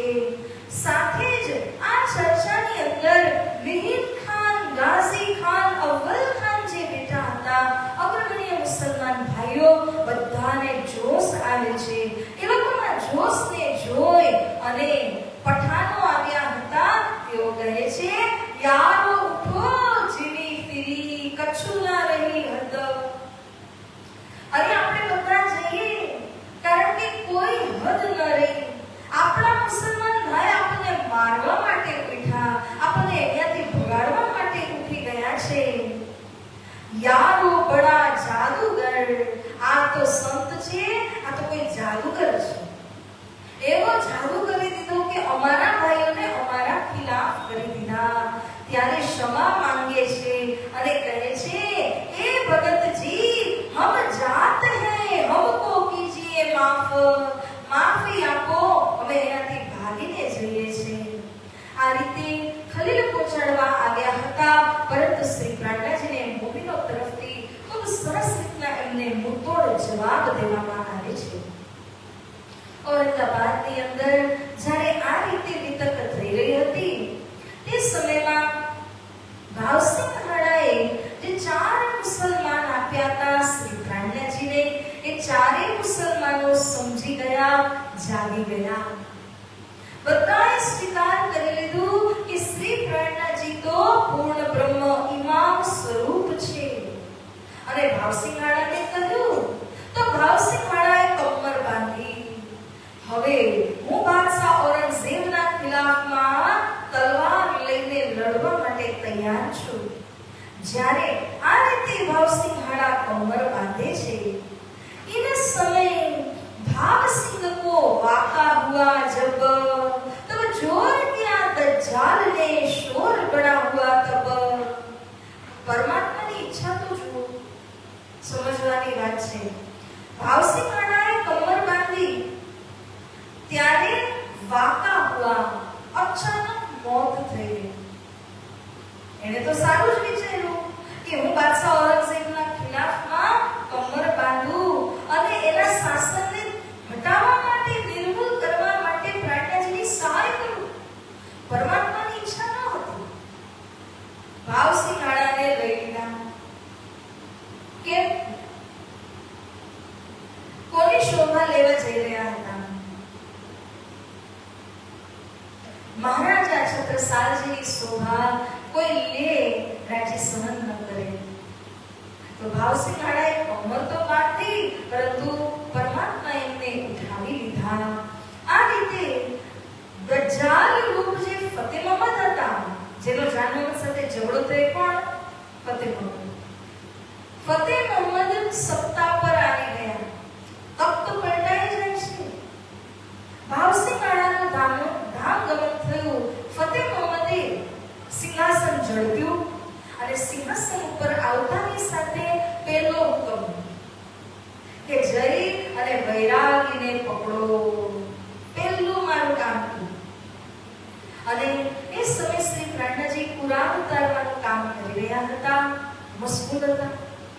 3 દિવસ થયા, ખબર જ નથી કે ભાવસિંહ હાડાનું એકાએક ધામ ગમન થયું છે. ત્યારે પ્રાણનાજી તો પોતાના કાર્યમાં હતા અને આ બાજુ જે ફતેહ મહમ્મદ છે એના સૈનિકો ચારે ઓર ફરી વળ્યા, ગોતી રહ્યા છે વૈરાગી ક્યાં છે એમને પકડવા માટે. જેને તેને પૂછે છે તો પરમાત્માની કૃપા દ્વારા કોઈ બતાવી નથી શકતા. એકવાર ભવાની ભટ્ટ એના હાથમાં આવી ગયા સૈનિકોના. ભવાની ભટ્ટ તો સમજી ગયા કયા વૈરાગીની વાત કરે છે, પરંતુ સાચું બોલ્યા નહીં. અને ભવાની ભટ્ટ એવું કહે છે કે હું તો કોઈ વૈરાગીને જાણતો જ નથી, હું તો ક્યારે ચર્ચામાં ગયો જ નથી, તો મને ખબર નથી. ભવાની ભટ્ટ છટકી ગયા. અમુક બીજા લોકોને પૂછ્યું તો લોકો એવો જવાબ આપે છે, તબ ભડકલ દરવાજે લોકો દિયા જવાબ, વૈરાગી તો જાત રહે, તુમ જીન ભટકો ઇન ભાવ. લોકો એવું કહે છે, જાણતા અજાણતા પરમાત્માની કૃપા જુઓ પ્રાણનાજીને બચાવવા માટે. સૈનિકો લોકોમાં જઈને પૂછતાછ કરે છે તો લોકો એવું કહે છે કે એ તો જતા રહ્યા, અહીંયા છે જ નહીં. કોઈ કોઈ લોકો એવું કહે છે, અચ્છા ઓલો ભડકલા દરવાજા છે ને, આ ભડકલા દરવાજાના ડાબી બાજુ પર એક હવેલીના ત્રીજા માળમાં મહાત્મા છે. સૈનિકો ગયા ગોતવા, ન ભડકલા દરવાજો મળે, ન હવેલી, ન ત્રીજો માળ કે ન મહાત્મા જ મળ્યા. પણ ભવાની ભટ્ટને જ્યારે ખબર પડી અને ભવાની ભટ્ટે જોયું કે સંન્યાસી એકલે ફરતા દેખાયા, પ્રાણનાજીના જે અનુયાયી હતા એને ઓળખતા હતા. તે સમજી ગયા કે શ્રી પ્રાણનાજી તો હજુ અહીં જ છે. ભવાની ભટ્ટે તરત જ એ સંન્યાસીને, એ સુંદર સાતને કહ્યું કે શ્રી પ્રાણનાજી શું અહીંયા આગળ છે? તો કહે છે, હા, ક્યાં છે? મને મળવું છે. તરત જ એમની સાથે જઈને મળે છે અને એમને વાસ્તવિકતા સાથે અવગત કરાવે છે. શ્રી પ્રાણનાજીને જે ક્ષણે ખબર પડી કે બધું જ કામ સમેટ્યું અને અહીંથી પ્રસ્થાન કરવા માટે તરત જ તૈયાર થયા. વિચારવાની વાત છે, આવ્યા હતા કઈ રીતે, જવાનું કઈ રીતે થયું? જો આ પણ એક લીલા છે જાગૃત બ્રહ્માંડની. એવું સરળ છે, પરંતુ કેવી રીતે નિગાર્યું હશે ખરેખર. જવામાં તો જરાક પણ વાર ન લાગી કે જે ક્ષણે ખબર પડી બધાને કહ્યું કે બધા જ તૈયાર થઈ જાઓ અને બે બે ત્રણ ચારની ટોળી બનાવીને અહીંથી નીકળી ગયા. કોઈ જુએ નહીં એ રીતે અહીંયાથી પ્રસ્થાન કરે છે. શ્રી લાલદાસજી મહારાજજી કહે છે, बुलाए ल्याए चरण दास को तफसीर छोड़ी तिन ठोर सात कोस चले गए भयो भाग सिंह लश्कर भोर बोलिए श्री प्राणनाथ प्यारे की. ખબર પડતાની સાથે ચરણદાસજીને બોલાવ્યા. તફસીરનું જે કામ ચાલુ હતું એમને પકડાવી દીધું અને શ્રી પ્રાણનાજી તરત જ અહીંથી રવાના થયા. તો સાંજે જ્યારે નીકળેલા હતા, 7 કોષ પાર કર્યું ત્યારે ભાવસિંહાળાની સીમાથી બહાર નીકળી ગયા અને ભોર એટલે કે સવાર પડી. આખી રાત આવી રીતના પ્રવાસ કરીને અહીંયાથી પ્રસ્થાન કરે છે. भेजी औरंगाबाद से फतुल्ला पर एक हिदायतुल्लाह काजी पर एक दीवान खातर. सीमा तो छोड़ी, પરંતુ શ્રી પ્રાણનાજીએ જેટલા બધા ફતેહ મોહમ્મદ એના દીવાન આદિ મુખ્ય કર્મચારીઓ હતા એમને બધાને સવાલ પૂછ્યા કુરાન સંબંધી. શું તમારા કુરાનની અંદર આ જ વાત લખી છે? કોઈ યદિ ધર્મની ચર્ચા કરે તો એને તમે કસાલા આપો. શું આ વાત તમારા ધર્મગ્રંથમાં લખી છે? તો બતાવો. અને અમુક ક્યામતના નિશાન આદિ પૂછવા વાળા જે પત્ર ઇત્યાદિ લખી અને શ્રી પ્રાણનાજી એમને વાત પૂછે છે જેનો જવાબ તે આપી શકતા નથી. સુંદર સાંજી આ રીતે ઔરંગાબાદની વિતક શાનદાર રીતે પ્રારંભ થઈ, પરંતુ નીકળવાનું જ્યારે થયું તો અલ્પ સમયની અંદર, ટૂંક સમયની અંદર અહીંયાથી પ્રસ્થાન કરવું પડે છે. તો સુંદર સાંજી આની આગળ વિવિધ સાર દર્શનનું જે પ્રકરણ છે થોડો સમય આપણે એની ચર્ચા સાંભળવાની છે. એક ધૂપ બોલાવીશું અને થોડાક સમય સુધી એની ચર્ચા આપણે શ્રવણ કરશું. બોલીએ શ્રી પ્રાણનાથ પ્યારે કી જય. 116 નંબર.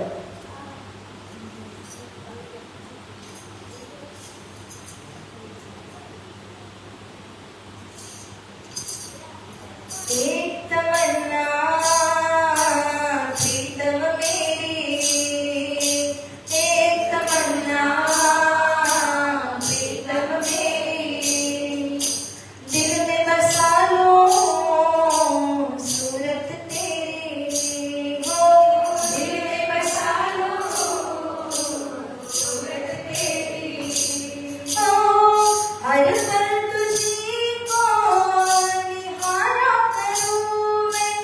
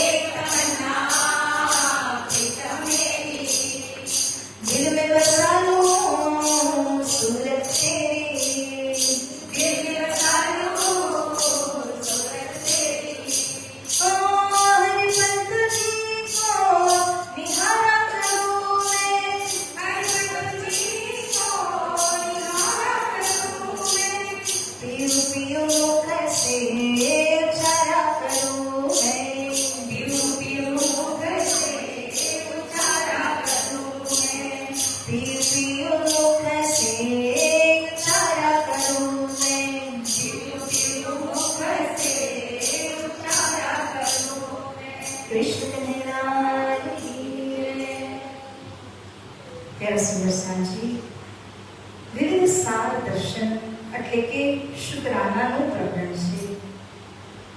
જીવનની અંદર કંઈ પણ આપણને મળે તો આપણે પરમાત્માના શુક્રાના જરૂર અદા કરવા જોઈએ.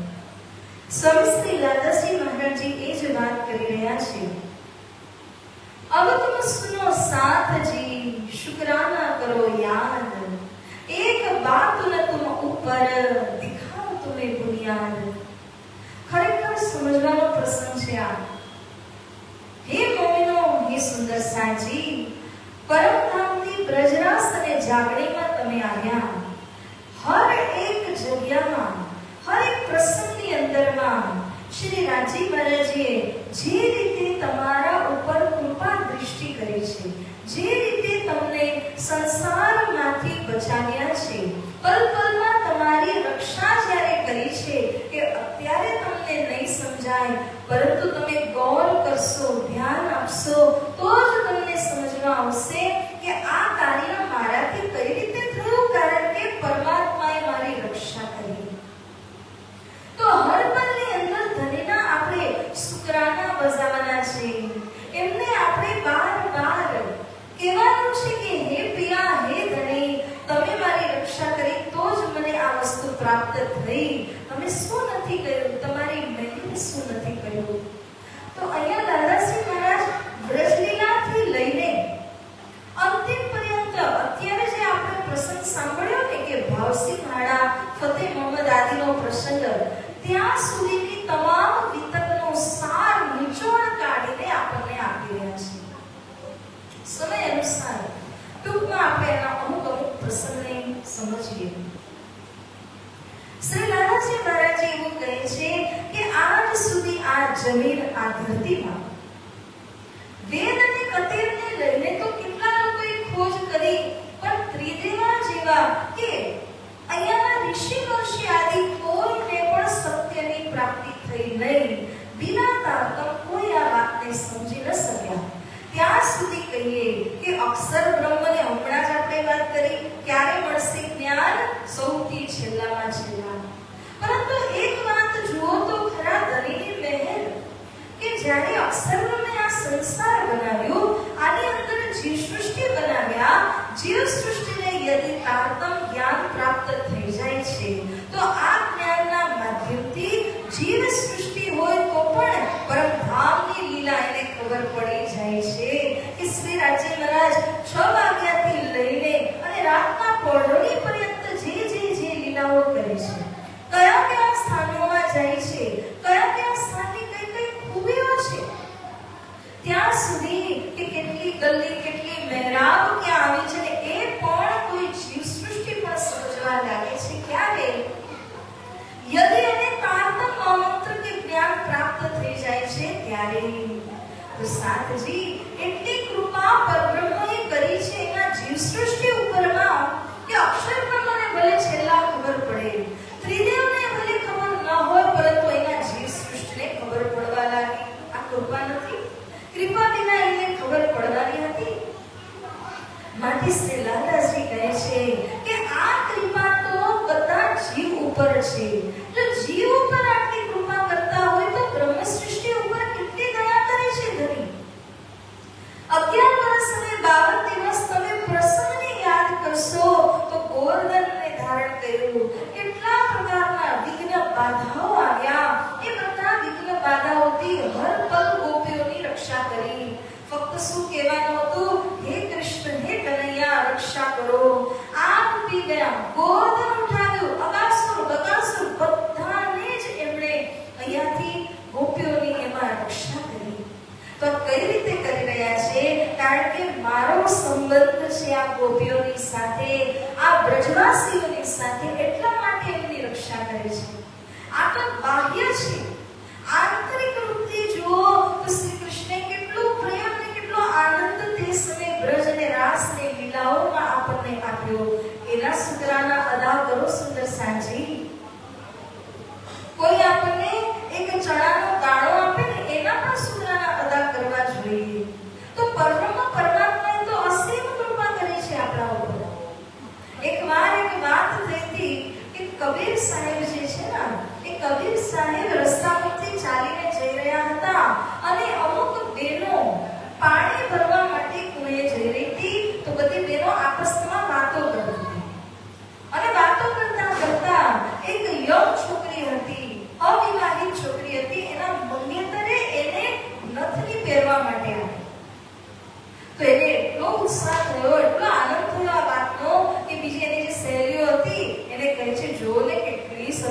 નથની આપી, ક્યાંથી બોલે જગ્યામાંથી લઈને આવ્યા, આમાં તો હીરો જડેલો છે, આદિ કેવા લાગ્યું.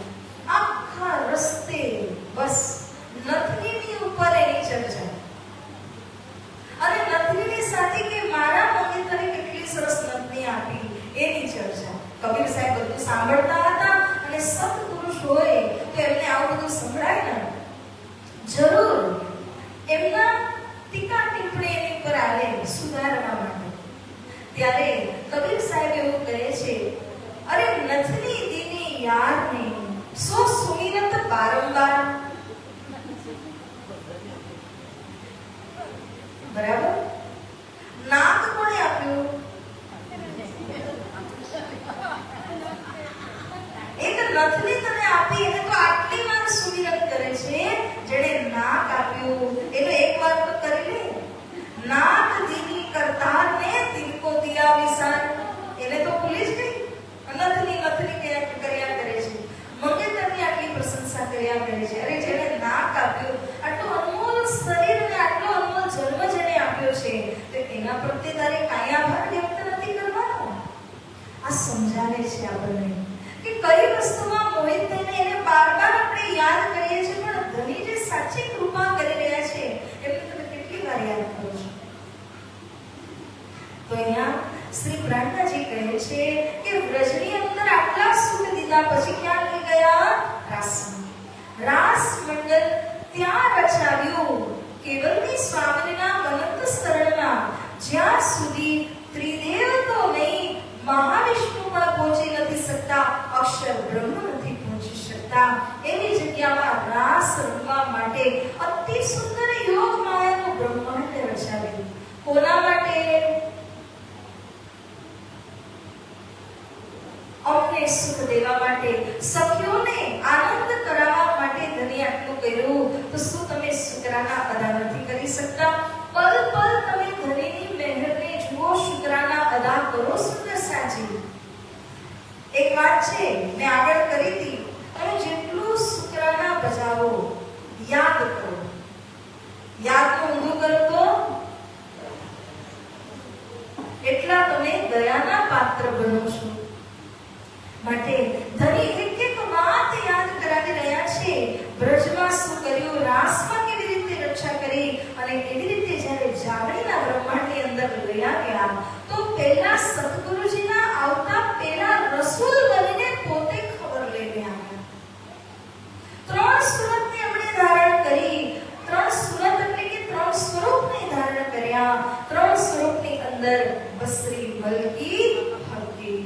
બસરી બનીને સંદેશ લઈને આવ્યા, મલકી બનીને તાતમની ગુંજી લાવ્યા, હકી બનીને પોતે પ્રગટ થઈને બધે જ આ સંદેશને પહોંચાડ્યો અને જાગણી લીલા કરી. આવી રીતે જ્યારે મોહમ્મદ આવ્યા હતા તે સમયે પણ ઘણા બધા ચમત્કારિક લીલાઓ થઈ છે. દાખલા તરીકે એક વાત કરીએ, જ્યારે મોહમ્મદ સાહેબનો જન્મ થાય છે અરબમાં, ત્યારે કહ્યું છે કંગુરા ગીરા બુત ખાને કા. મંદિરોમાં જે કંગુરાઓ લાગ્યા હતા, દરેક મંદિરમાં કંગુરા પડી ગયા. આ શું દેખાડે છે કે જે મંદિરની અંદર પથ્થરની પ્રતિમા તમે બેસાડીને એની પૂજા તમે કરી રહ્યા છો, એનાથી ઉપર લઈ જવાવાળા સ્વરૂપનું આગમન થયું છે. એમના આગમન થવાથી આ બધા ચમત્કારિક લીલાઓ થવા લાગી. એમણે બધાના જોતા જોતા 7મા આસમાનની અંદર પહોંચાડી દીધા. ત્યાંના દર્શન બધાને આકાશની અંદર કરાવી દીધા. આ પણ મોહમ્મદ સાહેબના અનેકો ચમત્કારોમાંથી એક છે. તો સાથજી એમના સમયની તો વાત શું કરીએ. ત્યારબાદ આવે છે મલકી સ્વરૂપ. તમે વિતરના આધાર પર સાંભળ્યું જ છે, મૂર્તિઓ મોઢું ખોલે છે, ઘણીવાર મૂર્તિઓ નિરત કરવા લાગે છે, પ્રેતો આવી અને એમનો ઉદ્ધાર થઈ જાય છે. વિવિધ પ્રકારની મલકી સ્વરૂપે પણ પોતાના પરચા આપ્યા. હરિદાસજીને કેટલી વાર પરચા મળે છે, મંત્ર વિષયમાં કહો. કેટલા પરચા તો શ્રી સદગુરુ સ્વરૂપે પણ આપ્યા છે, પરંતુ સમજી કોણ શેકા? જેણે હૃદયની આંખો દ્વારા તે સ્વરૂપના દર્શન કર્યા છે, માત્ર તે જ એમની લીલાને સમજી શકે છે. આ પ્રકારે હકી સ્વરૂપ જ્યારે આવ્યા ત્યારે એમણે પણ પરમાત્માના દર્શન કર્યા. તમે આ ત્રણેય સ્વરૂપની અંદર જો તો એક જ કોમન વાત છે. કોમન વાત શું છે કે આ ત્રણેય સ્વરૂપને દર્શન કેટલી ઉંમરમાં થયા છે? 40 વર્ષની ઉંમરમાં. મોહમ્મદ સાહેબની પણ આપણે વાત છે, મ્યારાજ થયું, દર્શન થયા. સદગુરુ સ્વરૂપ ધણી દેવચંદ્રજીની પણ વાત કરીએ તો 40મા વર્ષે ત્રીજા દર્શન સાથે તારતમ મહામંત્ર મળ્યો. શ્રી પ્રાણનાથજીની વાત કરીએ તો 40મા વર્ષે કઈ લીલા થઈ? 40મા વર્ષે શ્રી પ્રાણનાથજીને કઈ લીલા થઈ? શ્રીમુખ વાણીનું અવતરણ હફસામાં પ્રારંભ થયો ત્યારે શ્રી પ્રાણનાથજી 40 વર્ષના હતા. 1715માં થયું ને એમનું પ્રાગટ્ય 1675. 40 વર્ષ થયા. 40 વર્ષની ઉંમરમાં શ્રી પ્રાણનાથજીના મુખારવિંદથી વાણીનું પ્રગટન પ્રારંભ થાય છે. તો આ રીતે ત્રણેય સ્વરૂપ કોના સ્વરૂપ છે? શ્યામાજીના. રાજ્યનો જોશ લઈને આવ્યા. સ્વરૂપ કોનું છે? શ્યામાજીનું છે. અને આ ત્રણેય સ્વરૂપે જે કૃપા કરી છે બ્રહ્મ આત્માઓના ઉપર કે ન પૂછો વાત. જ્યારે માયા રૂપી દજ્જાલે જોયું કે આ ત્રણેય આવી, વિશેષ કરીને જે ઈમાન સ્વરૂપ છે તે આવીને મેં જેટલી પણ માયાનો વિસ્તાર કર્યો છે એ માયામાંથી મોમિનોને રિહા કરી રહ્યા છે, મોક્ષ આપી રહ્યા છે. ત્યારે દજ્જાલે શું કર્યું? દજ્જાલે પોતાની 4 ફૌજ છોડી. જે 4 ફૌજ મોમિનોને, બ્રહ્મ આત્માઓને પરમાત્મા તરફ જવાથી પાછળ ખેંચે છે. તો 4 ફૌજ કઈ કઈ છે? સ્વામી શ્રી લાલદાસજી મહારાજ એનો પરિચય કરાવે છે. એક બેઈમાન औरत और बाजे बजावन हार, तीसरे पढ़ने वाले इलम के, चौथी बाजीगर होशियार. तो 4 ફૌજ તૈયાર કરી કે જેના કારણે મોમિન પોતાનો રસ્તો ભટકી જાય. એક તો જે બેઈમાન સ્ત્રીઓ જેની અંદર ઈમાન નથી. બીજું કે જે સંગીતજ્ઞ હોય, સંગીતના માધ્યમથી લોકોને માયા તરફ જે આકર્ષિત કરતા હોય. ત્રીજા જે સંસ્કૃતની અંદર વિદ્વાન છે, એ કે કાના માત્રના લીધે એ લડી પડે છે પરંતુ વાસ્તવિક અર્થ સુધી પહોંચી નથી શકતા. અને ચોથા જે જાદુગર જાદુ બતાવે એ માયાવી હોય, એની માયાની અંદર સૌ કોઈ અટકી જતા હોય, ભૂલી જતા હોય. આ 4 વિશેષ ફૌજ માયાએ શા માટે તૈયાર કરી? કે બ્રહ્મ આત્માઓને પરમધામનો રસ્તો ભૂલાવી શકે એના માટે. પરંતુ રાજ્ય મહારાજે એમને શું આપ્યું? નિગેબાની જબ્રાઈલ કરી ઉપર રૂહન. રાજ્ય મહારાજે એમને જબ્રાઈલ આપે છે, બ્રહ્મ આત્માઓને જોશ આપે છે પોતાનો કે આ જબ્રાઈલ તમારી રક્ષા કરશે. માયા ગમે એટલી ફૌજ છોડે પણ જો જબ્રાઈલ તમારી અંદર જાગૃત થઈ જશે તો માયાની ફૌજ તમને સ્પર્શી નહીં શકે. આ રીતે કરીને શ્રી રાજી મહારાજે જબ્રાઈલ રૂપી જોશ બ્રહ્મ આત્માઓને બક્ષિશ દીધો. જો આ જબ્રાઈલ નહીં હોય તો માયાની 4 માંથી ગમે તે ફૌજમાં જે બ્રહ્મ આત્માઓ છે એ માયા તરફ ખેંચાઈ જશે. પરવરદિગારે દેખ્યા લડાઈ કે વખત. આ સમય એવું કહે છે કે જ્યારે શ્રી પ્રાણનાથજીએ સંદેશ મોકલ્યો હતો બાદશાહ ઔરંગઝેબને, ત્યારે આરબ દેશમાં જે મદીના છે અને મક્કા આવેલું છે, આ 2 સ્થાન છે. મક્કા એટલે કે જ્યાં મોહમ્મદ સાહેબનું કબર છે, એને એ લોકો આપણે જેમ સમાધિમાં જઈને દર્શન આદિ કરીએ છીએ, એને એ લોકો પોતાનો અવ્વલ દરજાનું તીર્થ માને છે. તો એ જે મક્કા છે, મક્કામાં જે કબર છે, કબરમાંથી આકાશવાણી થઈ. ક્યારે? શ્રી પ્રાણનાથજી જ્યારે સંદેશ પહોંચાડી રહ્યા હતા ત્યારે 1 નહીં, 2 નહીં, 3 નહીં, 4 વાર બેત અલ્લાહ પુકારે. આને કહેવાય બેત અલ્લાહની પુકાર. 4 વાર કબરમાંથી આકાશવાણી થઈ અને જેવી રીતના શ્રી પ્રહલાદજી સંદેશ પહોંચાડી રહ્યા હતા એવી જ રીતે ત્યાંથી પણ સંદેશ આવે છે ઔરંગઝેબ બાદશાહને. આ બધી કોની કૃપા છે? પ્રહલાદજી જે કાર્ય કરી રહ્યા હતા એ જ કાર્યની અંદર હજુ એમને આગળ વધારવા માટે, હિંમત દેવા માટે બે કલાકથી પણ પુકાર રાજી મહારાજજીએ કરાવ્યા. વચ્ચે વચ્ચે જશવંત આદિ રાજાઓને જ્યારે પેગામ પહોંચાડે છે, હિન્દુત્વની રક્ષા કરવા માટે એમને લલકારે છે, તે સમયે બધાને જગાડતા જગાડતા ભાવસિંહ આડા પાસે આવ્યા. કોઈ હિન્દુ રાજા જાગ્યા નહીં. ભાવસિંહ આડા પાસે આવ્યા, એણે પણ કરામત માંગી. એણે શું કહ્યું? શરત રાખી, 4 જણાને તમે જગાડશો તો હું ઔરંગઝેબના ખિલાફમાં કંબર બાંધીને લડવા તૈયાર છું. પરંતુ શ્રી રાજીએ જોયું કે આ તો છત્રસાલજીની શોભાને લઈ રહ્યા છે, છીની રહ્યા છે. તો શ્રી રાજી મહારાજના હુકમ દ્વારા ભાવસિંહ હાડાનું નિધન થઈ જાય છે. આ રીતે તવહક સુવાંશો ઈમો કરી અરજ. શ્રી પ્રહલાદજીના જીવનની અંદર કેટલા રાજાઓ આવ્યા એ બધાને સંદેશ દેવાની એમણે કોશિશ કરી, પરંતુ જેના અંદર અંકુર હતા ને એ અંકુરના લીધે જ કોઈ જાગી શકે, અન્યથા કોઈ જાગી શક્યા નહીં. ઉદયપુરના રાણાનું ઉદાહરણ જોઈ લો. તો સુંદરસાજી આ રીતે શ્રી પ્રહલાદજીએ પોતાના જીવનની અંદર બધાને જ વાણી પીરસી. हादी तो बहुतों मिलिया कोई ले न सकिया हादी चाल, चलना हादी का सोई चले जो होवे इन मिसाल. સ્વામી શ્રી લાલાજી મહારાજજી કહી રહ્યા છે કે પ્રહલાદજીના સ્વરૂપના દર્શન તો કેટલાયને થયા, પરંતુ કોઈ એમની ચાલ ન લઈ શક્યા. કેમ? કારણ કે જેના અંદર ઈમાન હતું, વિશ્વાસ હતો, એ જ એમની ચાલ ચાલી શક્યા. આપણે પરમહંસ મહારાજની વાત કરીએ, હજારો લાખો લોકોએ પરમહંસ મહારાજના દર્શન કર્યા જ હશે, પરંતુ એમની ચાલ, એમની નિષ્ઠાને કોણ અપનાવી શક્યા? ફક્ત એ જ જેમના અંદર વિશ્વાસ છે, અંકુર છે, એમણે એના ચરણ પકડી લીધા અને એ જ ચરણ નૌકા છે, નાવ છે, જેના દ્વારા સંસાર સાગરમાંથી તરવાનું છે. સુંદરસાજી હંમેશા આ પ્રકરણનો સાર શું છે કે ધણીના શુક્રાના બજાવો.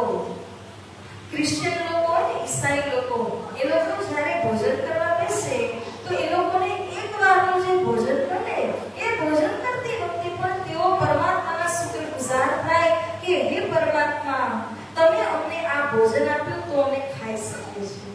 એટલે કે એટલો પણ ઈગો, એટલો પણ અહંકાર રાખતા નથી કે મેં કમાવ્યું હું ખાઉં છું. નહીં, એનો શ્રેય પણ પરમાત્માને આપી રહ્યા છે. તમે આપ્યું છે તો હું ખાઉં છું.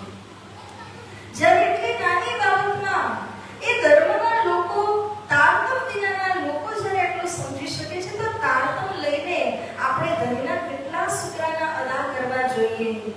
એટલે કહ્યું, ગુણ ધની કે યાદ કર, પકડ પીયું કે પાય, સુખે બેઠાએ સુખપાલ ને देसी वतन पहुंचाए, देसी वतन पहुंचाए. बोलिए श्री प्राणनाथ प्यारे की.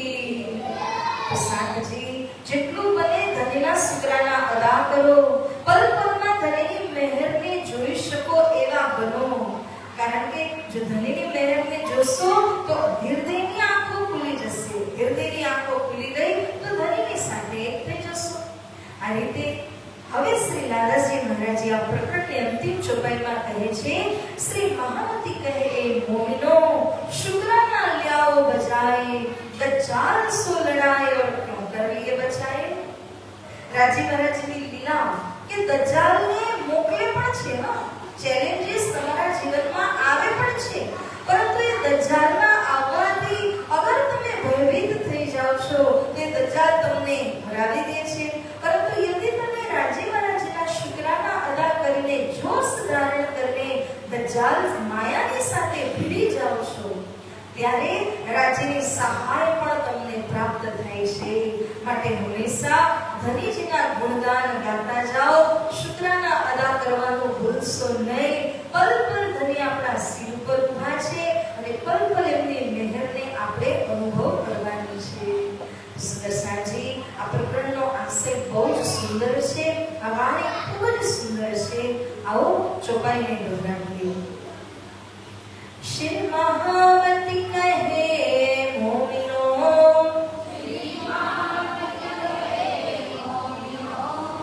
સુતરાના લ્યાઓ બજાય,